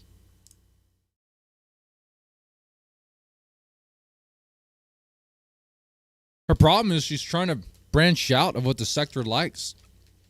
This sector doesn't give a shit about EMIRU or MiZKIF. In fact, if anything, there might be some in the sector be like, why are we supposed to care? Some streamer chick got essayed and stuff? What? I don't know. I mean, sucks to be her. Yeah, it does suck, but I don't know if this sector is really the place for empathy. I don't. One for Grace. Grace. Okay, Grace it is. Asked her what she thought about that, and she said that she had read the letter and that it was partially true and partially not true. And she said that she wasn't trying to minimize the abuse that I felt had happened to me, but that it wasn't really that big of a deal. Oh, Brittany Venti. That's the name I haven't seen in a while, or heard in a while. Yeah. There's a clip I want to play of Brittany Venti in a little bit. And she said, I asked her, like, okay, well, the parts of it that you do admit were true. What parts of it would you say you take accountability for, or something like that? Like, how would you say that it wasn't as, no, I didn't ask that. I said, how would you say it wasn't as big of a deal as I wrote it to be? And so the first thing she said was that I had been manipulated into thinking they were a bigger deal than they were. She didn't say my dad explicitly, but obviously that's what she meant. Mm-hmm. And the second thing she said was that was she did this thing with her hands, and she was like, all of that stuff is like this compared to all of this. And I was trying to figure out what she meant by this. Like, what was the bigger abuse? Like, what are you talking about? Here's 5 ways. And she said, I will admit that I did you wrong. I treated you like my mother treated me. Okay. And I was too hard on you. I was rough. And that's about all she said towards that end. Okay. And then she said, and I will admit that I neglected all of you guys because I was so focused on my marriage that I neglected the rest of you. I was focused on my marriage. In the Ethiopian restaurant, let's be honest. And I was like, okay. Okay. So she's admitting to some of it. All right. She's saying that she acted like her mom. Okay, that's what I thought. But what about the odd part where you try to like suck my titty? Is you could bring up that? All right, here's Brittany Venti. Let's watch this. It's very quick. So Brittany Venti has some advice for us. Here's 5 ways to prevent your man from cheating on you. Number 1, you can't. That's it. That's all I have time for today. Here's 5 ways to prevent your man from cheating on you. Number 1, you can't. First off, I haven't seen Brittany Venti in a long time. I forgot how she looked. And like, I'm looking at this, I'm like, there's no way this is real. This can't be real. Like, this doesn't look real to me. Like, the gap between her eyes is just, it's almost cartoonish. It's she has a look that's very... people said she looked like Sid the Sloth, but I'd still fuck the shit out of her usually. Well, yeah, I think a lot of chat would. I'm a married man. I can't really comment on that, but she would be like, I think because she looks so odd that I think it might be an exception. You know what I'm saying? Like, I think even my wife would be like, I don't know. How does she swing? Yeah. Anyway, so her video here is how to prevent a man from cheating. You can't. That's wrong. Let me tell you right now. Ladies, if you want your man to not cheat on you, you just have to drain his balls and keep him fed. That's it. That's it. You give him a blowjob every day, he's not going to have any desire to cheat at all. None whatsoever. Okay? Like, the reason why they cheat, the reason why guys cheat, a lot of it has to do with the fact that they feel like they have needs that aren't being met. And they will not say that because men are horrible at communication. They're pretty bad at communication. All right. And It doesn't. I'm not trying to justify it. I'm just trying to let you know here. I know it's a funny video. Oh, you can't prevent them from cheating. No, I kind of wonder if this is coming from a personal place. If she had a boyfriend, cheat on her, well, maybe you should have, maybe you could have pleased him a little bit more.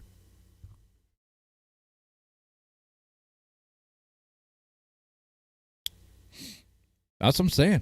I'm gonna say, look, from personal experience, if I'm getting my needs met, there's no reason to go with anyone else. It really depends on the guy. I guess so. I mean, are there guys that if they got their needs met every day, they would still cheat? Maybe. That is a real dog of a guy. That is a real dog of a guy there. Anyway. Yeah, like I said, it's going to be short. Brittany Venti. I know you guys... We'll play it one more time for the chat. I know some of you guys just like to hear her voice and all that. Here's 5 ways to prevent your man from cheating on you. Number 1, you can't. That's all I have time for today. Here's 5 ways. So be happy with it. All right, you can't. Just understand they're just going to cheat on you forever. All right, anyway.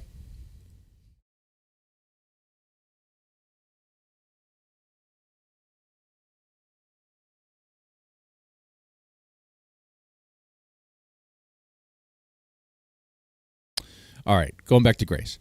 We didn't get into any of the sexual stuff at all. I wasn't sure, like, honestly, what she wanted to get out of the conversation, so I was play the wings. Whoa, what? My ex cheated on me with my own brother while my brother was in a relationship with his girlfriend, was asleep in the same house. That is so fucked up. Wait. Yeah. Brother cucker. Ugh.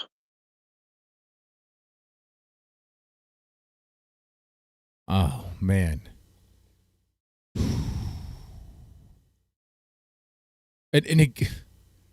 God damn, dude. What do you say to that? That sucks. I'm sorry, man. Sorry that happened. It was your own brother, too. Yeah. Fuck. And he had his own girlfriend. Shit. God what damn. Asshole. Mm-hmm. I take you don't talk to that brother anymore. Anyway. trying to keep things neutral. I wasn't sure if she was saying some of that was true, some of it wasn't, or whatever. The finger thing she had already admitted to me, which was actually the last time I ever saw her in person, which was like late summer of 2023 when I had a conversation with her at the park.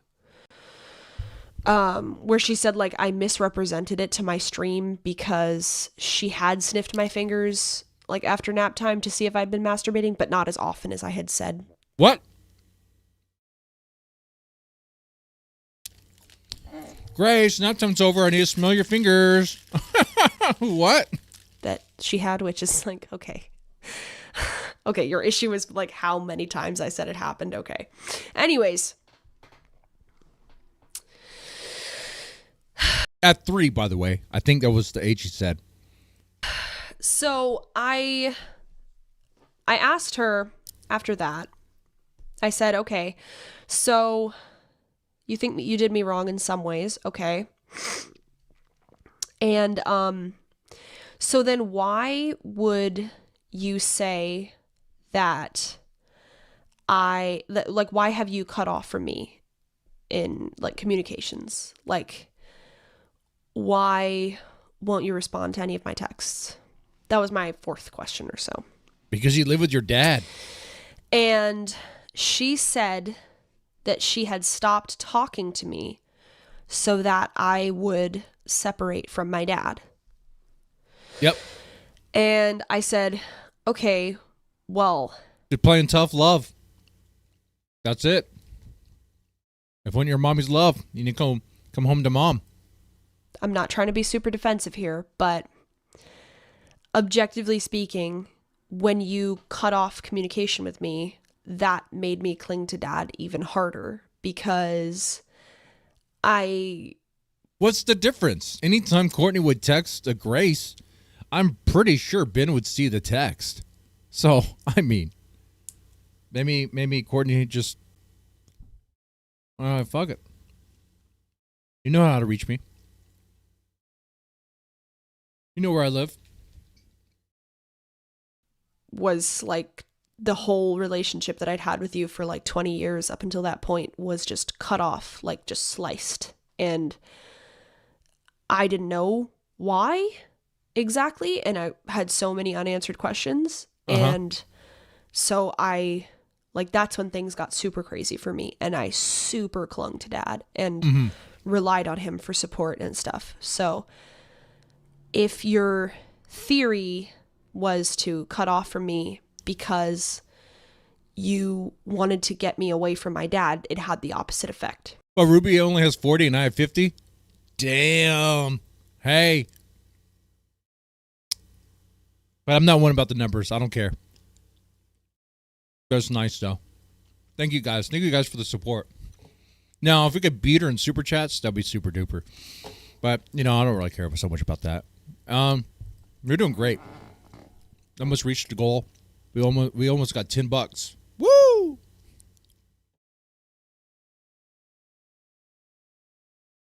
I'll make stuff spicy if you want me to. If we reach, I guess for every $5 donation, I'll do a taste of this ghost pepper hot sauce. That might be a problem. I don't think I thought that one through. Anyway. I'm just saying, that's definitely true. And I think I also said something like, if you wanted me to get some space from my dad, even if I grant you your framing of it, having a relationship with you would have helped me to at least have multiple different avenues of communication and relationships. No. Especially since you're both my parents. Do you think that's true, Dingo? No. No, I think if Courtney was communicating, Ben would just interfered and used it all to his advantage. Shut up and take my mystery money. That's right, Mystery Man. Good guy, by the way. Good guy. He, Ruby blames everything on Mystery Man.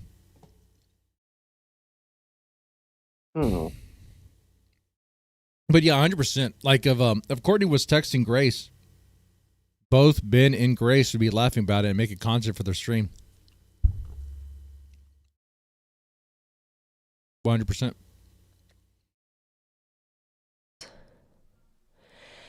And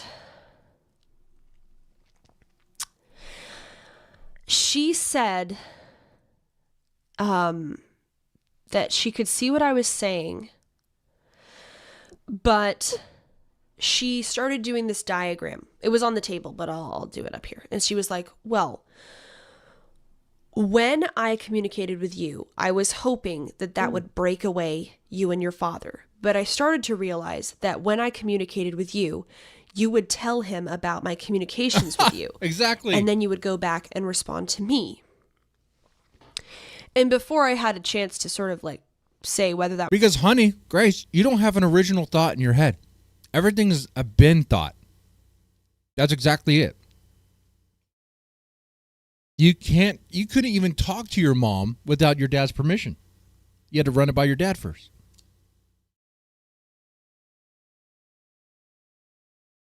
I wish it wasn't true. It's just so fucked up. Yeah, I mean, I wish this wasn't true, but it is. Sad but true. Sad but true. That was true or not. She said she just kept doing this. In fact, that sad but true Metallica song is definitely, I mean, you could make that relate to Ben and Grace right there. Anyway. And she was like, and I have no, I hate to say it, but I have no other word for that than that is demonic activity. This whole thing you're doing is demonic activity. I just think it's demonic. What is she doing?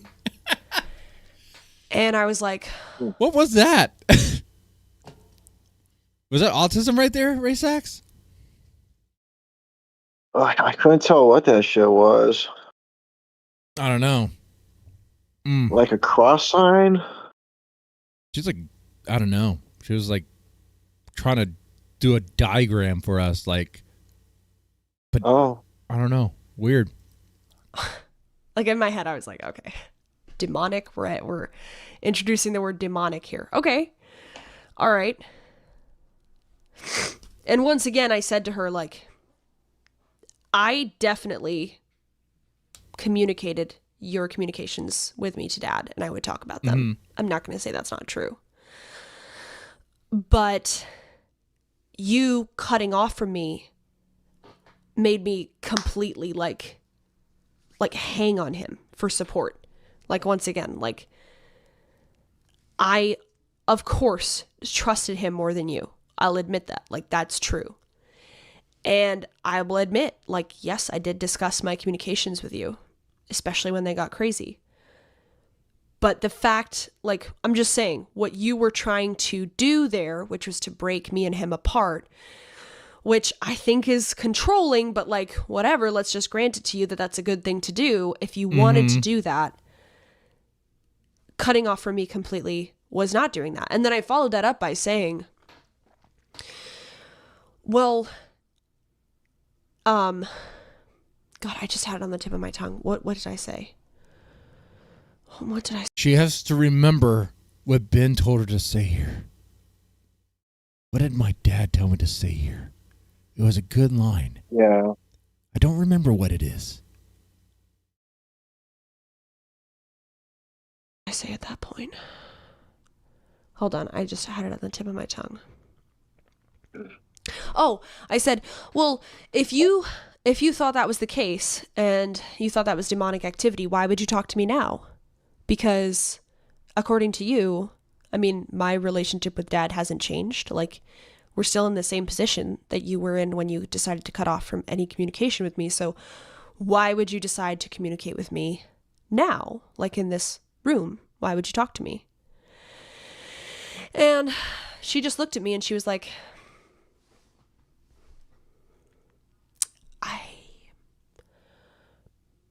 I don't know. I was like, well, okay.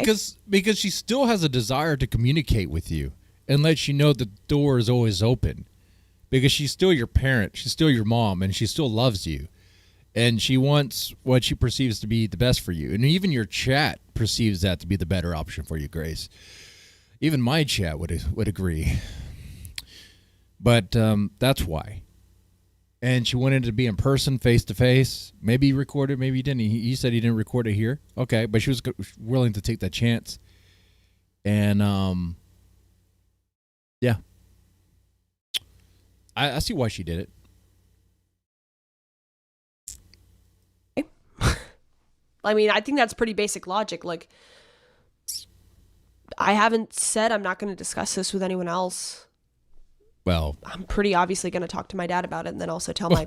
Well, I'm not going to discuss it with anyone else, but I'm going to talk to my dad about it and talk to Chad about it. that's okay. So, who is in your list of people you wouldn't talk about it to? Because that seems kind of funny, right, guys? I don't know. Maybe I'm slow at processing this because of this 2 40s I drink. Dude, I'm 42 and I did Edward 40 hands last night. That was not a good idea. Stream about it. Neither of us have agreed to not do that. I got my ass kicked in Smash I don't know Brothers. if you're recording or not. And My I was like, kids. I'm not recording. And she was like, well, even if you are, like, I'm just going to be very careful. So she thought I was recording her or something like that. Or she like had like a 70% chance that I was recording her. So it's not like there was this agreement that like things were going to change after this conversation. So I think it's a reasonable question to say like, well, why would you suddenly talk to me now? I did understand afterwards why she did. And it's a weird, I mean, it's not weird, but there is a clear explanation for why she talked to me. But at the time, she just pretended like she didn't know. Okay, so let's see here. let's see here. Are you looking at your chat, seeing what they're saying? Because they don't agree with you, honey. Meanwhile, let's take a look. What is Ruby doing? If we're still covering this guy? No, we're not. So at what point? Skip ahead. All right, chat. I'll see you guys later. Probably tonight. Tomorrow. No. What is unofficial misery? Okay, she's still covering the MiZKIF EMIRU stuff, showing that how MiZKIF will drop off when he's pissed off because EMIRU would get more views because he's a child. I did feel a lot of stress over the time of our relationship up until this point from her stalkers. From the ones that would show up at her old house, and also stalkers that just had her. This guy looks like my neighbor. I have a neighbor who looks just like this guy. He may or may not have been in the Coast Guard. I have no idea. You guys don't even know his name. I'll just call him. I'll just call him neighbor. I'll call him Coast Guard. How about that? And isn't it? I can say this live. He's kind of a weird guy. Kind of a very weird guy. How weird? Well, stalker weird. Yeah. But he likes to stalk other women. Very creepy dude. Anyway, the only reason why I know that is because he will dump his personal drama onto us without being asked, by the way. He's one of those guys. Ugh. Was it a note? At least one of her ex and an ex-friend accused Ruby of being a narcissistic abuser. Yeah. So what does that tell you about Ruby? Common denominator, right? I could see it.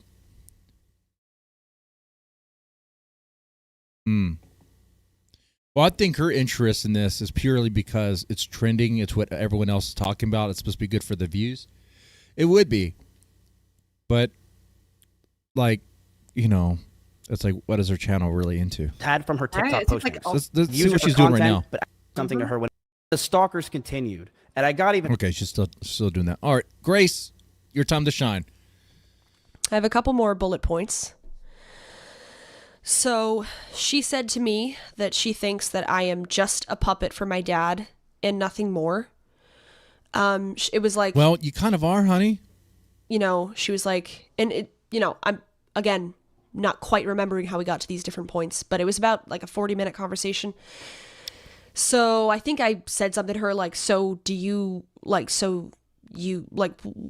you just don't see me as a person or something like that, or somehow we got to this topic, and she was like, look, I know that this is so annoying for you to hear, but yes, I do not see you as your own person. You are an just avatar. A puppet for your father. A puppet. She didn't use the term brainwashed, but she was like, I believe he abuses you from the moment you wake up to the moment you go to sleep. And you are his puppet. Dude, I'm sure it's during her sleep as well. What could Ben do to Grace while she's asleep? Put his fingers inside her. Okay. I asked that question. I should have not. I've asked that question. Holy crap. Oh, holy crap. Where do you think that brown shit comes from? The brown shit on the fingers? No, in Grace's underwear. Grace's brown discharge. Oh, I didn't know she had a brown. I thought you were talking about Gucci's. No, Gucci's was black discharge. Oh, Grace's God. discharge is brown. Why do these girls, these ladies, have like nasty underwear? Is it like a sector thing? No one can have good hygiene? Gucci's has a lot of like fucking sex, so she got like liquid death or something in there. But like for Grace, like I think it's fecal. So is that why Only Use Me Blades is in poor health? It wasn't the drinking, is the fact that he fucked Gucci's? And possibly. And the SDI is just like affecting his whole body, and that's why he's like a diabetic mess and gonna die. You guys in the chat know Only Use Me Blades, right? Like everyone knows who that guy is. He's Keemstar's best friend, and he's not a racist. It's just whenever he gets blacked out drunk, he likes to say the word nuggers. Like a lot. So the IRL streaming package is poor hygiene, be racist, be an alcoholic, be on drugs.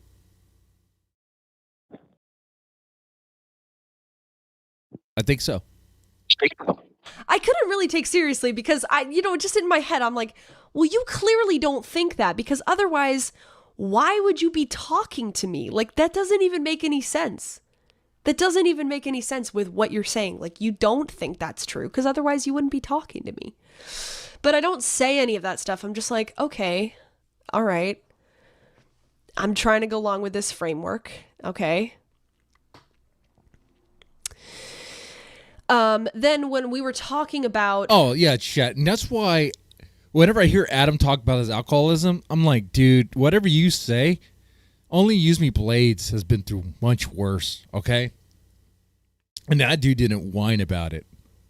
So, like, you sound like a pathetic bitch. I'll tell him that to his face. And he'll tell me something else, whatever, whatever. Anyway. My dad being like, I was like, when we were talking about her cutting off from me, I was like, of course I'm going to cling even harder to dad. He's my only friend, outside of the internet, but like, those aren't real friends. And of course I'm going to like, super rely on him and stuff. And she was like, Hey, Ray Sachs, can you hold the fort? I'm going to get some more water. Let's see what's going on here. I'm just going to press play, and you can comment on it while it's going. I'm just going to get some water. It'll probably only take like 3 minutes, honestly. John is a great guy, and he could be a friend to you. And I was like, well, like, why things are tough between me and John. And it's because, what he said about me on stream. What he said. And she was like, I never really watched his interaction with Darius. And I was like, I'm not even talking about that. That was nothing compared to what he said on my stream, where he said that, like, I suck dad's cock every day. And I said, like, I fuck my dad every day. That's like, he did that. And she was like, I think you have one way of seeing that and I have another. And I was like, well, what is your way of seeing that? Because to me, that ruined my reputation. Like, that really hurt, because then people started saying, like, well, her brother said it. And she was like, well, when we get into reputation, and I was like, wait, I know you could say, like, before then, there had been, like, rumors and stuff like that. I get that. But at that point, he said that, and he hadn't seen me for a long time. And, like, that sort of really cut things off for me. And she was like, and I just kept pushing a little bit, like, how do you see that as different than I would? Like, you can't objectively deny that that hurt my reputation. And she was like, I just think you see things one way and I see them another way. And, like, I couldn't get past it with her. So I was like, all right, let's just move on. But, like, there's no way you're going to tell me that that did not negatively affect my reputation. There's no way you're going to tell me that. He did that behind my back on my stream. Like, the idea that my brother is, like, a great friend to me. Like, Mom, come on. You know why I have issues with him. That's beyond. She was like, she was like, well, siblings fight, here and there, the balance. I don't know exactly. And I was like, Mom, you've got to be kidding me. I mean, like, this is not just like a sibling fight. Like, he did this publicly. Like there's no explanation. There's no way that was, like, trying to help me. But I have since realized, or sort of come to the conclusion, that from her point of view, that was helping me. My brother publicly slandering me was helping me, according to her, because as she said before, I would do anything to separate you from your father. And while you could make the obvious point that my career being severe... What did I miss? Did I miss anything good, Ray Sachs? Yeah, Grace said that John damaged her reputation, and John? Yeah, her brother John like damaged her reputation by going on a stream with Darius and saying that she fucked her dad and things like that. Okay. But now, hold on here. I might have wet brain because of all the drinking I did last night. But didn't her and her dad go on Discord calls in Chinatown way before John went on a Darius stream? Yeah, like they played into it like long before that, and like Ben, like before they ever had a YouTube channel, like Ben went to fucking John and said that like Grace was orally assaulting him. Like, and, Yeah. you know that what he's doing there is he's gloating about like he's gloating about he's sexually abusing his daughter, and but he's doing it in such a way where he can like wink, wink, nod, nod to other pedophiles and say, "Whoa, I didn't really mean that." And Right. Yeah. Yeah. So that's weird. That's weird how she's putting the blame of John, to putting the blame of her family reputation, her reputation on John, when really like Ben and Grace were in Discord calls and doing stuff before putting out that information out there. It's kind of weird. yeah, it's literally all about like Ben and his tiny wiener and trying to like pretend like Grace is his wife and that like he's fucking her, and but like we've seen his tiny wiener, like. Yeah, and he would brag about this stuff in those Chinatown Discord calls. I mean, that's how you got the Shamu doc, dude. I mean, it's crazy. Like, in that Shamu doc is pretty much all of it's what they said, not what anyone else said. Yeah. And like on one of the streams, like Ben, he uses the phrase "cuck the Zoomers." Like he has this like fantasy like called "cucking the Zoomers," where like I mean, that's what happens when like I guess Grace like runs home from like Jeremy or whatever. Mm-hmm. Mm-hmm. And like fucking John. Go ahead. I was going to say John was the original like cuck the Zoomer. That was like Ben doing his like cuck the Zoomer thing when he said that Grace was orally assaulting him and he would just have to get used to it. And like I've seen him like rub it in the face of the other brothers as well, Charlie and Tommy. Like he was on stream like telling them it was his wacky fucking language, like orally assaulting, or like he was clearly like alluding to like sexually abusing Grace. Yeah. And like gloating about it to like her brothers. And like he was cuckolding. That was like the dynamic they had. It was his cuck the Zoomers thing. Yeah, and Ben would overshare all sorts of stuff. So what I'm saying here is, now I might be wet brain and all that, but it wasn't John that ruined their reputation. It was Ben and Grace that ruined their reputation. Like mostly Ben. Mostly Ben. Ben did most of the talking. Pretty much all the talking there. Every now and then Grace will say something like, "If you haven't sucked your daddy's dick, you need to find your dad and suck his," stuff like that. Yeah. Like, okay, honey. Alluding doesn't mean it happened. Well, why would you allude to it? That's a weird thing to allude to. Yeah. Would you ever allude to something like that in your family? That's a wild thing. Oh, that's just a family joke. That's how we joke around in our family. My daughter just orally assaults me all the time. All right. I took a look at Ruby's stuff. She has 43 watching, and we're doing pretty good. And she only has 8 likes, dude. We're doing great. We got 26 likes, 50 people watching. It's not a contest, but it's just kind of fun to watch. Look at that. Look at that. All right, we're doing pretty good. I guess we're the real celebrities over here. Celebrities. Yeah. Severely, temporarily, but severely hurt by this allegation and continues to be.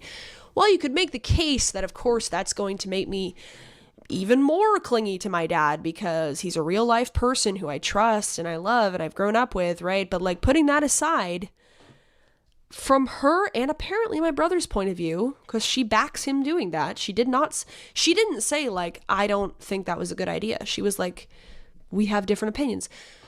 From her point of view, him doing that was helping me because by trashing my career, by him, trying to ruin my career, I would be destitute or something like that. This is the best way I can think of it. I would be destitute and I would be forced to break away from my dad because we were so poor that I would have to get a job or something, and that I'm trying to work it out in my head right now.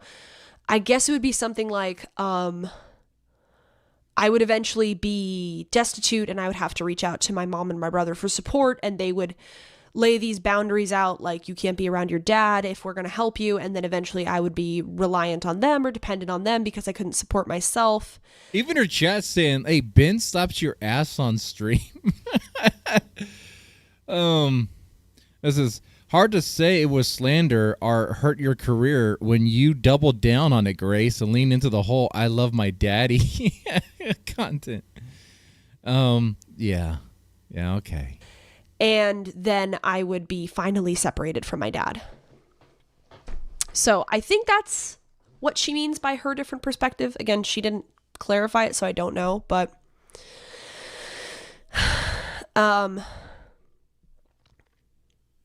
another thing about this whole separating thing is, I forgot to mention, this was earlier in the conversation, but when she said that I was abused every from the moment I woke up to the moment I went to sleep, she also said she was like, you need... Oh shit, Matt C in her chat called her out. Grace, practice the scripts in front of a mirror before you go live, Grace. That was nice. A lot of time. You need a lot of time, and you need to be able to sleep in when you want to, and you need to be able to take a shower when you want to, and you just need a lot. What was that, Ray Sex? I said Courtney was so right about her needing to sleep and shower. Yeah, she could use more sleep and more showers. And you need to be able to sleep in when you want to, and you need to be able to take a shower when you want to, and you just need a lot of time. And I was like, I don't even know what you're talking about. Yeah, maybe when I was broke because my YouTube channels were banned and I didn't get my monthly revenue and I was subsisting off of $60 a day in the RV with no electricity and no water. Maybe then you could have made this case, but it's just there's just a disconnect from reality. I'm doing a lot better. I didn't say this, but I was just in my head are you doing a lot better? Is Grace doing a lot better right now? Compared to what? I guess compared to the $60 a day? All right. I mean, what's the ballpark estimate that Grace makes off of Kick in donations? Dude, it's not much. Is it? Oh, no. There's one guy named Octavius Damius, or Damius Octavius, and yesterday he sent her $250, so that guy's the only guy keeping it afloat. That was $250. $250. Wow, okay. In Kick subs, so it was 25 Kick subs. Oh, okay. So But or that maybe doesn't 50 kick subs. that doesn't happen every stream though. No. They declare $800 a month. $800 a month.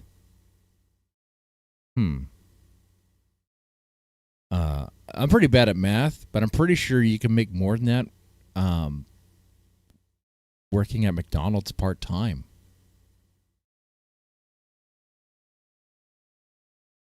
You know, like,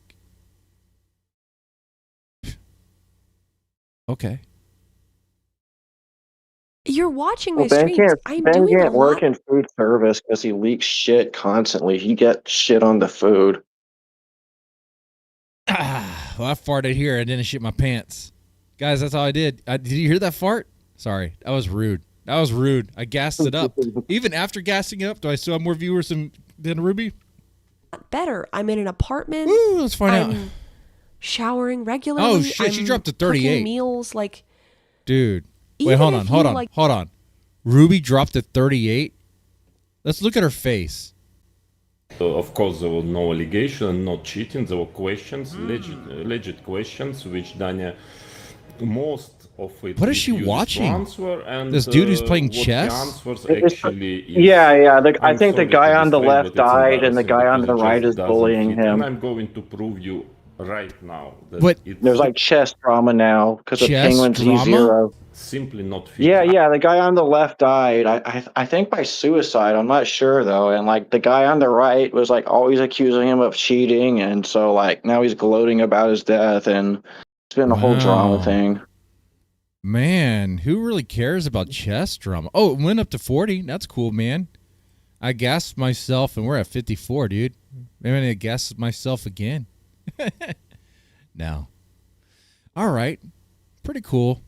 like disagree with my lifestyle or whatever you want to call it, I'm doing a lot better.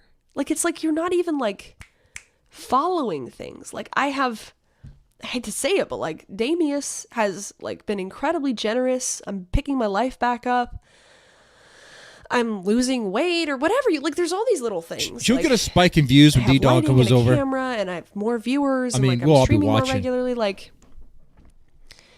Because it's that's just like what, you're what just we like do not now. even like you have this agenda with me, and you're not even recognizing. Just like I'm just saying, person to Yeah, person. I think she is. Like, if we look at her facial reactions, look at this. Here, but that one which you address, I'm sorry, but I have many new questions. If there's a small step that I can take, How much to does she make in expose donations? the malice and foolishness, and most I importantly, can't really just see that, like the can I? mendacity and Oh, she hasn't manipulation, reached her goal yet. and everything that he's saying and doing as part of this sudden character She has a assassination. goal thing right here. When most importantly, let me Goal establish ends once in an again, hour. I never cheated. I did not Okay. cheat in the games that he is clearly. Oh, should I send okay, her a not super accusing chat? me of cheating in, but absolutely not. Again, you're manipulating and lying. No. And let me put it very straight, because there was no manipulation, there was no... I don't know. She's you watching know, chess nothing drama. wrong in whatever Dude, happened. you hit bottom of the barrel when you're covering chess drama. Who cares about chess drama? Okay, so the guy was bullied into like offing himself. Sounds like a beta. Oh, dude. Okay. Well, don't cheat at chess. I don't know. And this is what I was thinking. It's just like you're just not even recognizing that like I'm doing better.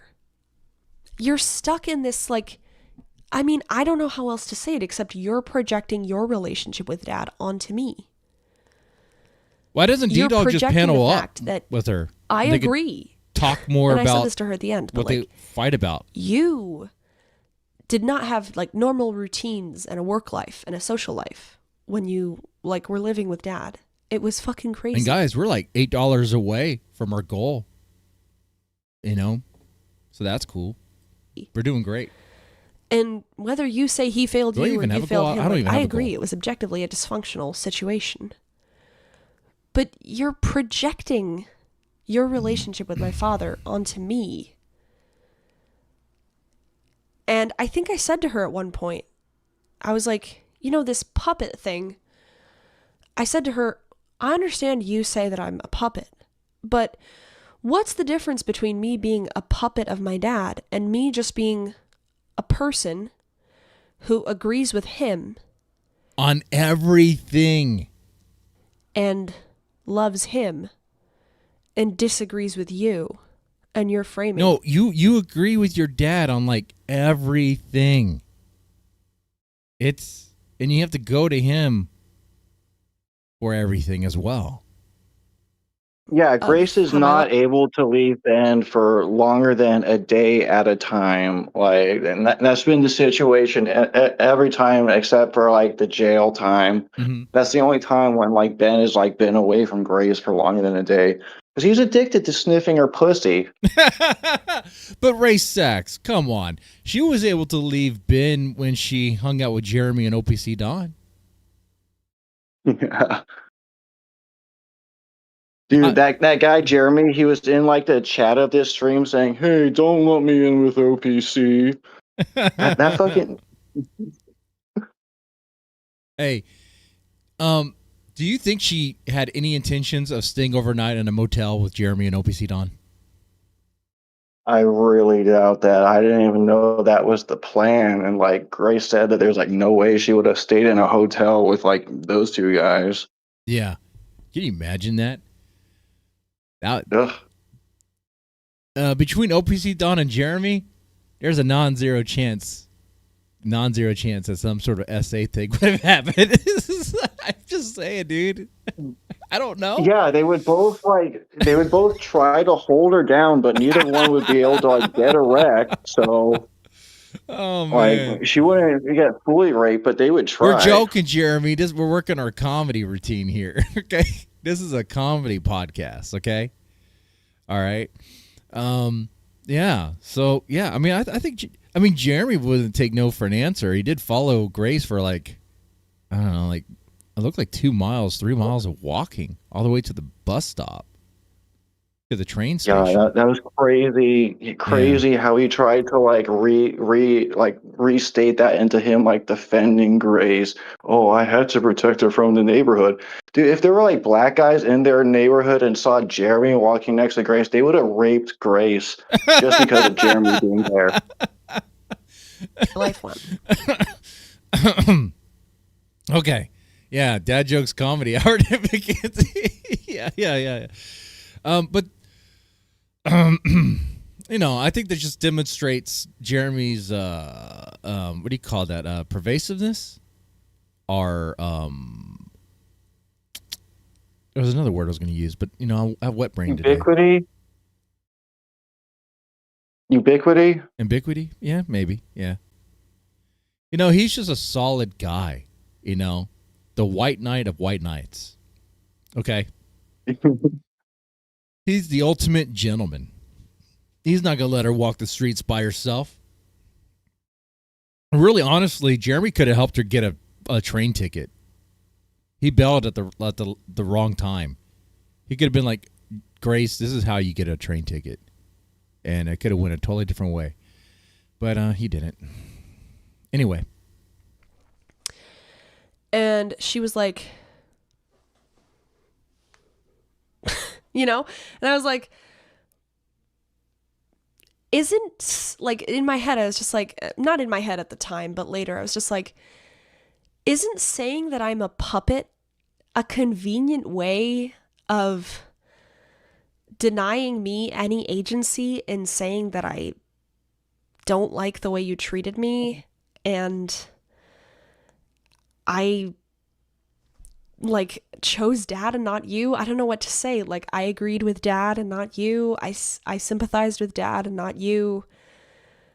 I work. Even her chat's saying this bitch still doesn't get that she's been made a replacement Courtney. Yeah. Hey, I got a question from the chat from JF Content Enjoyer. Okay. Do both OPC and Jeremy have ED and worms too now?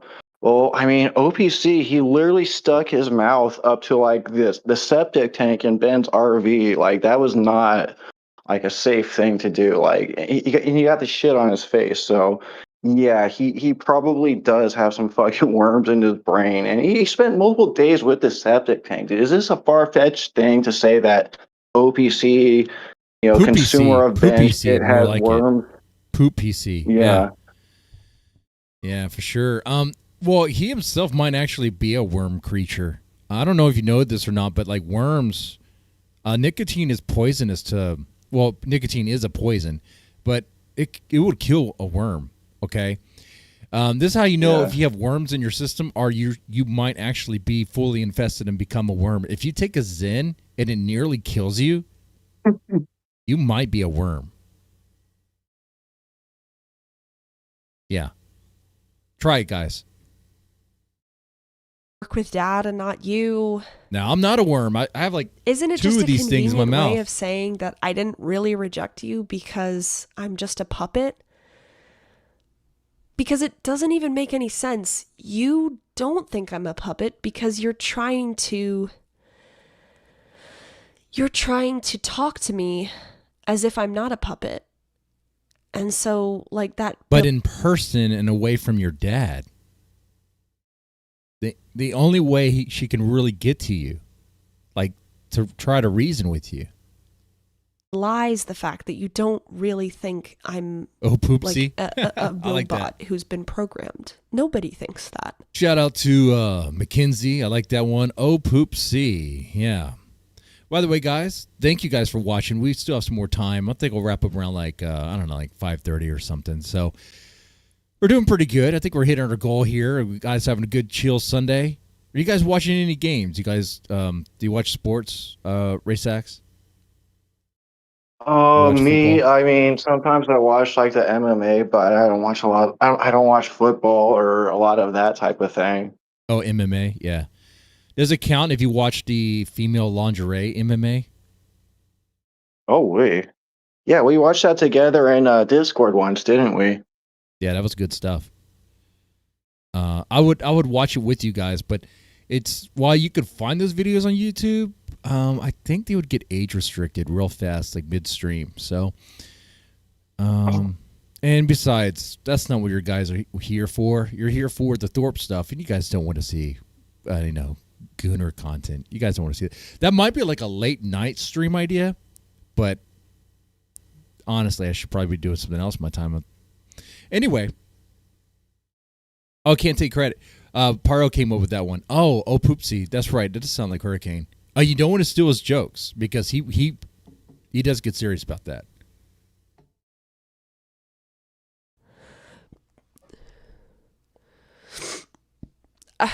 Obviously, I've been influenced by both of you.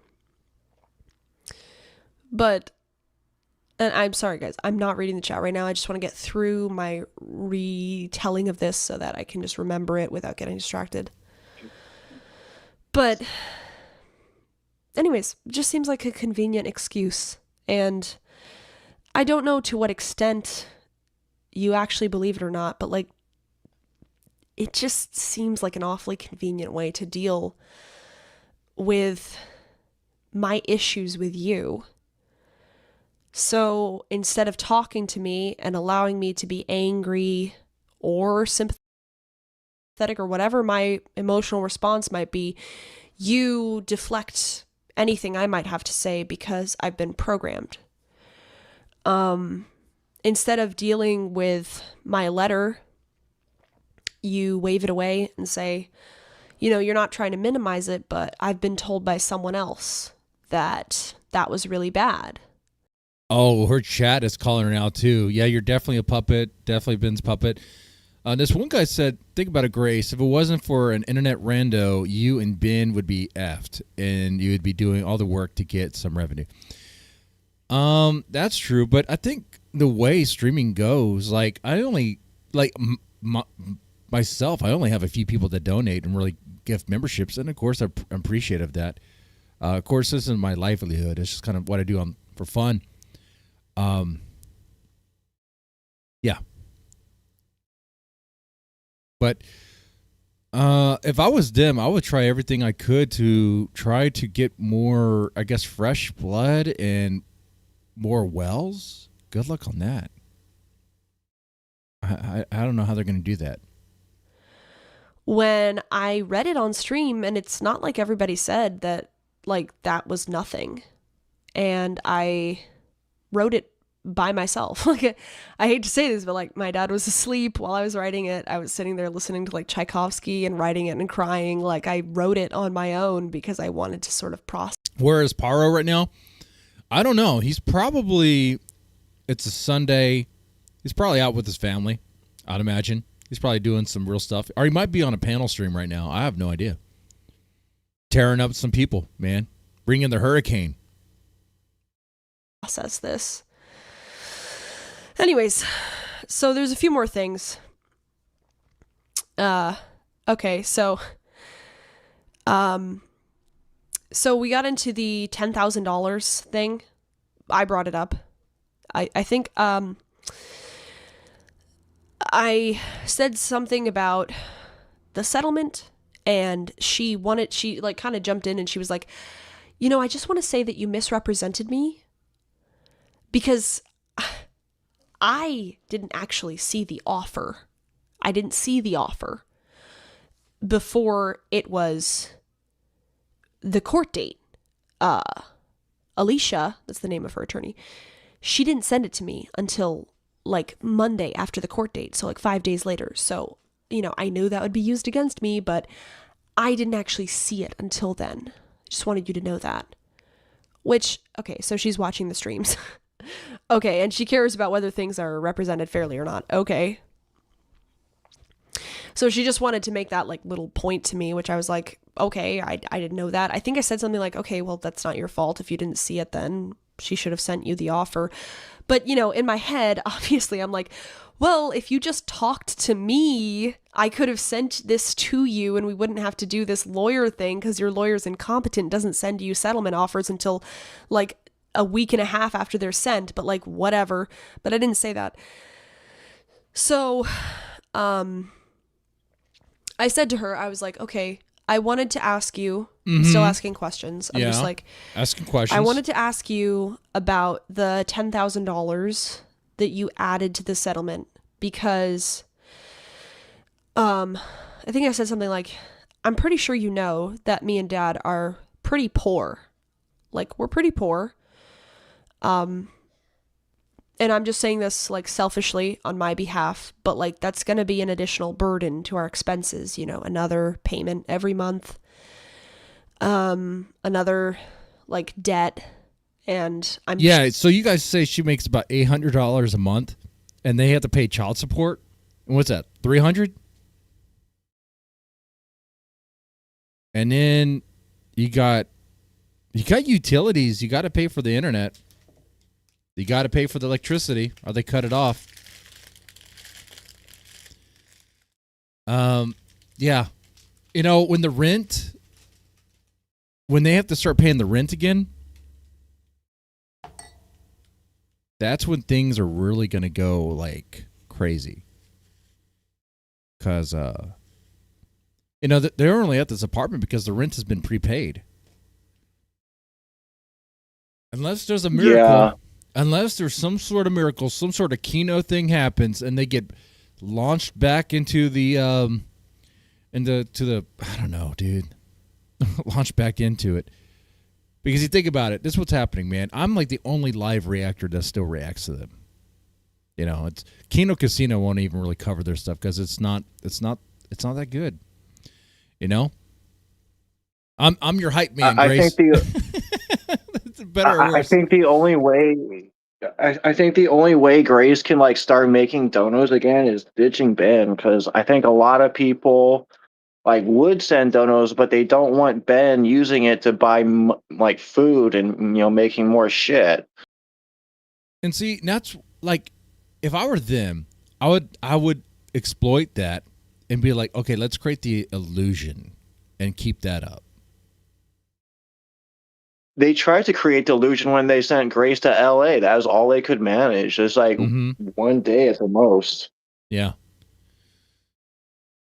And the person that ratted them out was it was so brief too. It was the hotel clerk or whatever. She was like, "Oh yeah, I think your dad's here." and Adam was freaking out. That was great.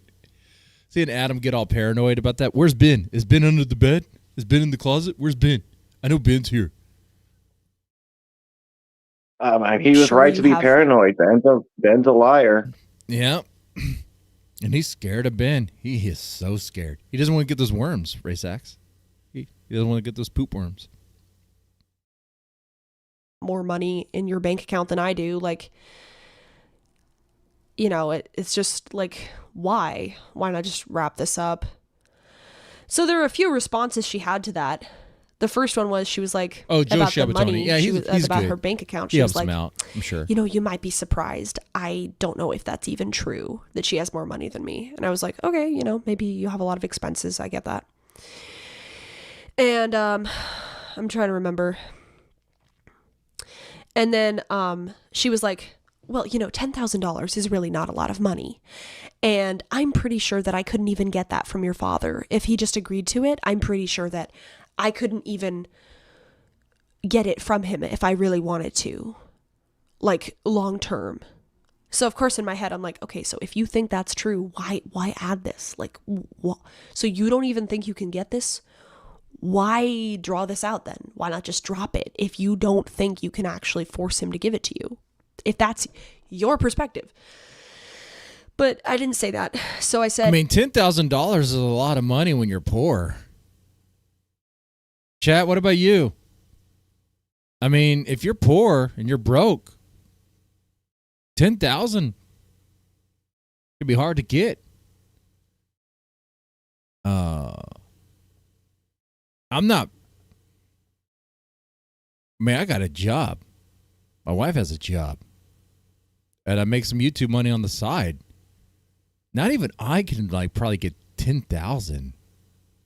I mean, I have some savings and stuff, but like anymore, it's like, if I get that new job though, and things are looking pretty good with that, then things will change for show. Anyway, guys, how quickly could y'all get 10,000 if you needed to? okay, well, that's not true. I mean, from what I've researched, like, you can bring a judgment against him and you can bring him to court over and over again for this thing. And you could, like, he could be sent to jail or whatever. And then she goes, you know, so I'm just trying to say, like, that's honestly what I thought from my perspective is, like, I don't think that he can just have a $10,000 judgment against him and just never pay it. I don't know. You know, I don't know how this works, but from what I looked up, that's how. Right, Armani? Yeah. All of us can use 10K. Damn. You know? I mean, if I pull into my, like, for 401k and that shit, I could probably get it. But, you know, I can't even really touch that money until it's time, really, honestly. How it works. And she goes into this thing and she's like, you know, Grace, your father's marriage is not your responsibility. Your father's debts are not your responsibility. Your father's bills are not your responsibility. Yada, yada, yada. I don't remember exactly it, but those were the main ones. And I was like, okay, I was expecting this. And then I'm like, okay. And then I said, yeah, I understand that, Mom. I'm not saying they're my responsibility. But we don't make a lot of money, either of us. And if you add a payment that he can't make, I work with him. I live with him. He's my friend. He's my partner. And if he was to go to jail or have to go to court, especially if he was to go to jail, that would be a really negative impact on my life. So what I'm saying is, if you care about me. You know what? If Ben were to go to jail, let's say for like a long time, do you think Grace would still stream? I don't know. I mean, I don't think, maybe she needed the money. Mm-hmm. But I mean, right now she's like the spokesperson for pedophilia and incest, so she probably wants to walk away from that in some sense. Well, I mean, that worked for Vosh, though. Isn't Vosh like the spokesperson for leftyism, communism? Yeah, and he's also short-stack goblin anti-racist. porn? Yeah. And horsecocks? Yeah, but Ben's racist. He screwed up his, opportunity to get in on that grift. But you could be racist and be a leftist though. You just have to. You just gotta make it seem like blacks can't do anything for themselves, and you gotta do everything for them. You gotta frame it in a different way. Yeah, but Ben does it in like the N-word way, so they're not going to take him. You could be anti-Semitic all you want and be like, actually, I'm just here, supporting Palestine, So, because it's not like, what I'm saying is there's a lot of sexual degenerates that are like popular streamers. Yeah. And I thought they made money. I think they missed an opportunity. Chat, what do you guys think about this? I think they missed an opportunity to get into that grift.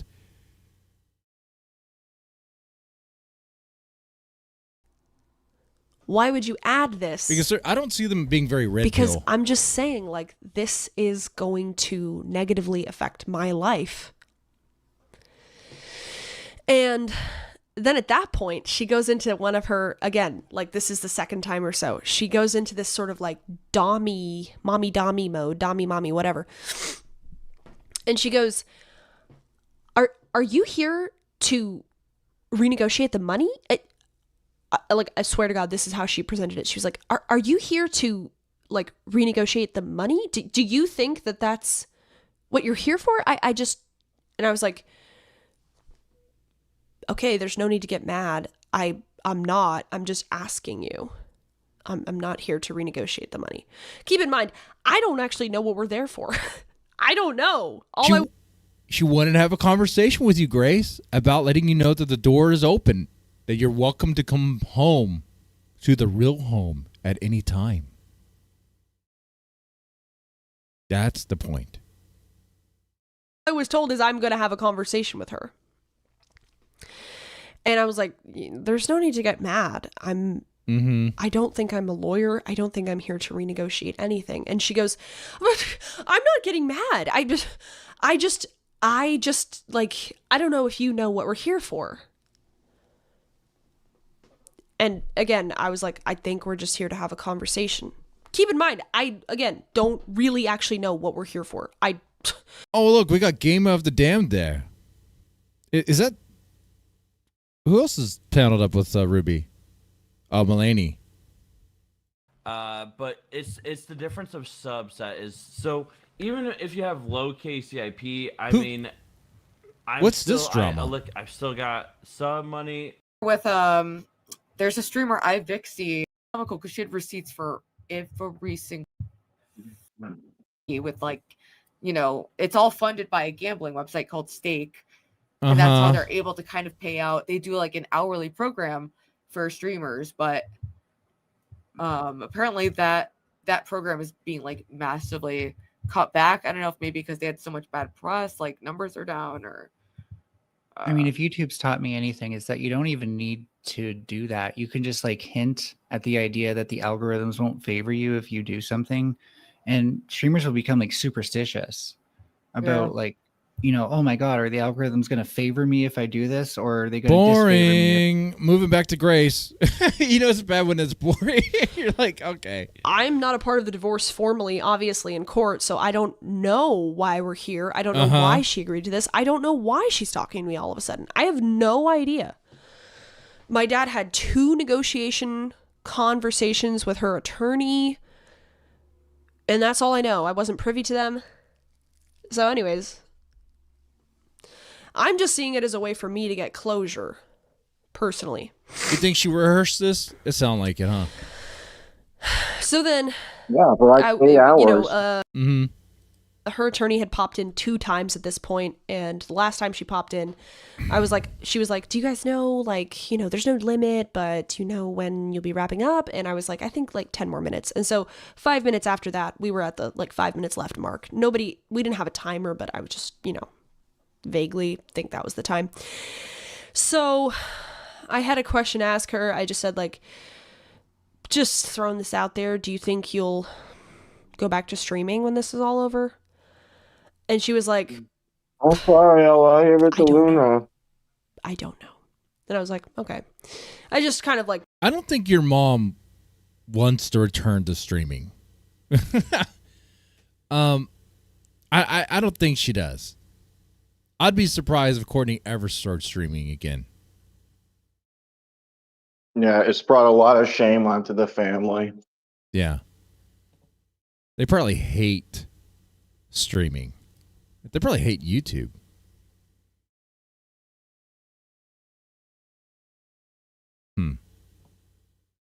I said I was going to make it to 5:30. I'm probably going to be wrapping this up now, honestly. You think we go for another 30 minutes or 20 minutes? I don't know. I think we covered the most of Grace's thing here. Her conversation with Courtney. And I've been streaming for about 4 hours now. I think it's time. It's a good time. All right, thanks for having me. Have a good one. Hey, no problem, man. No problem.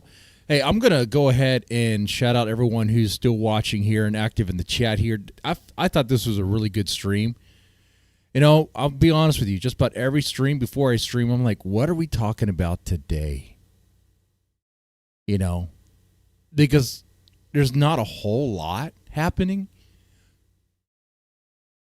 Let's see. Armani, Doug Garrison, JF, NDR, Susan. Shout out to you guys for being here and being active in the chat. I hope you guys enjoyed this. I did.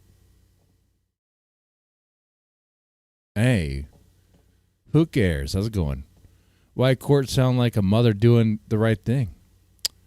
Because she's a mother. Just letting Grace know that the door is open at any moment.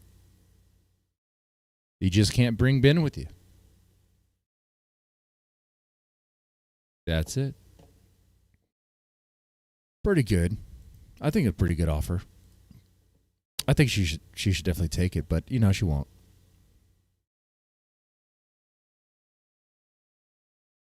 Yeah, it was good closure. Yeah. Of course. Well, with that said, guys, y'all take it easy. Have a good one. Enjoy the rest of your Sunday. And I'll see you guys tomorrow because Monday, Wednesday, Friday.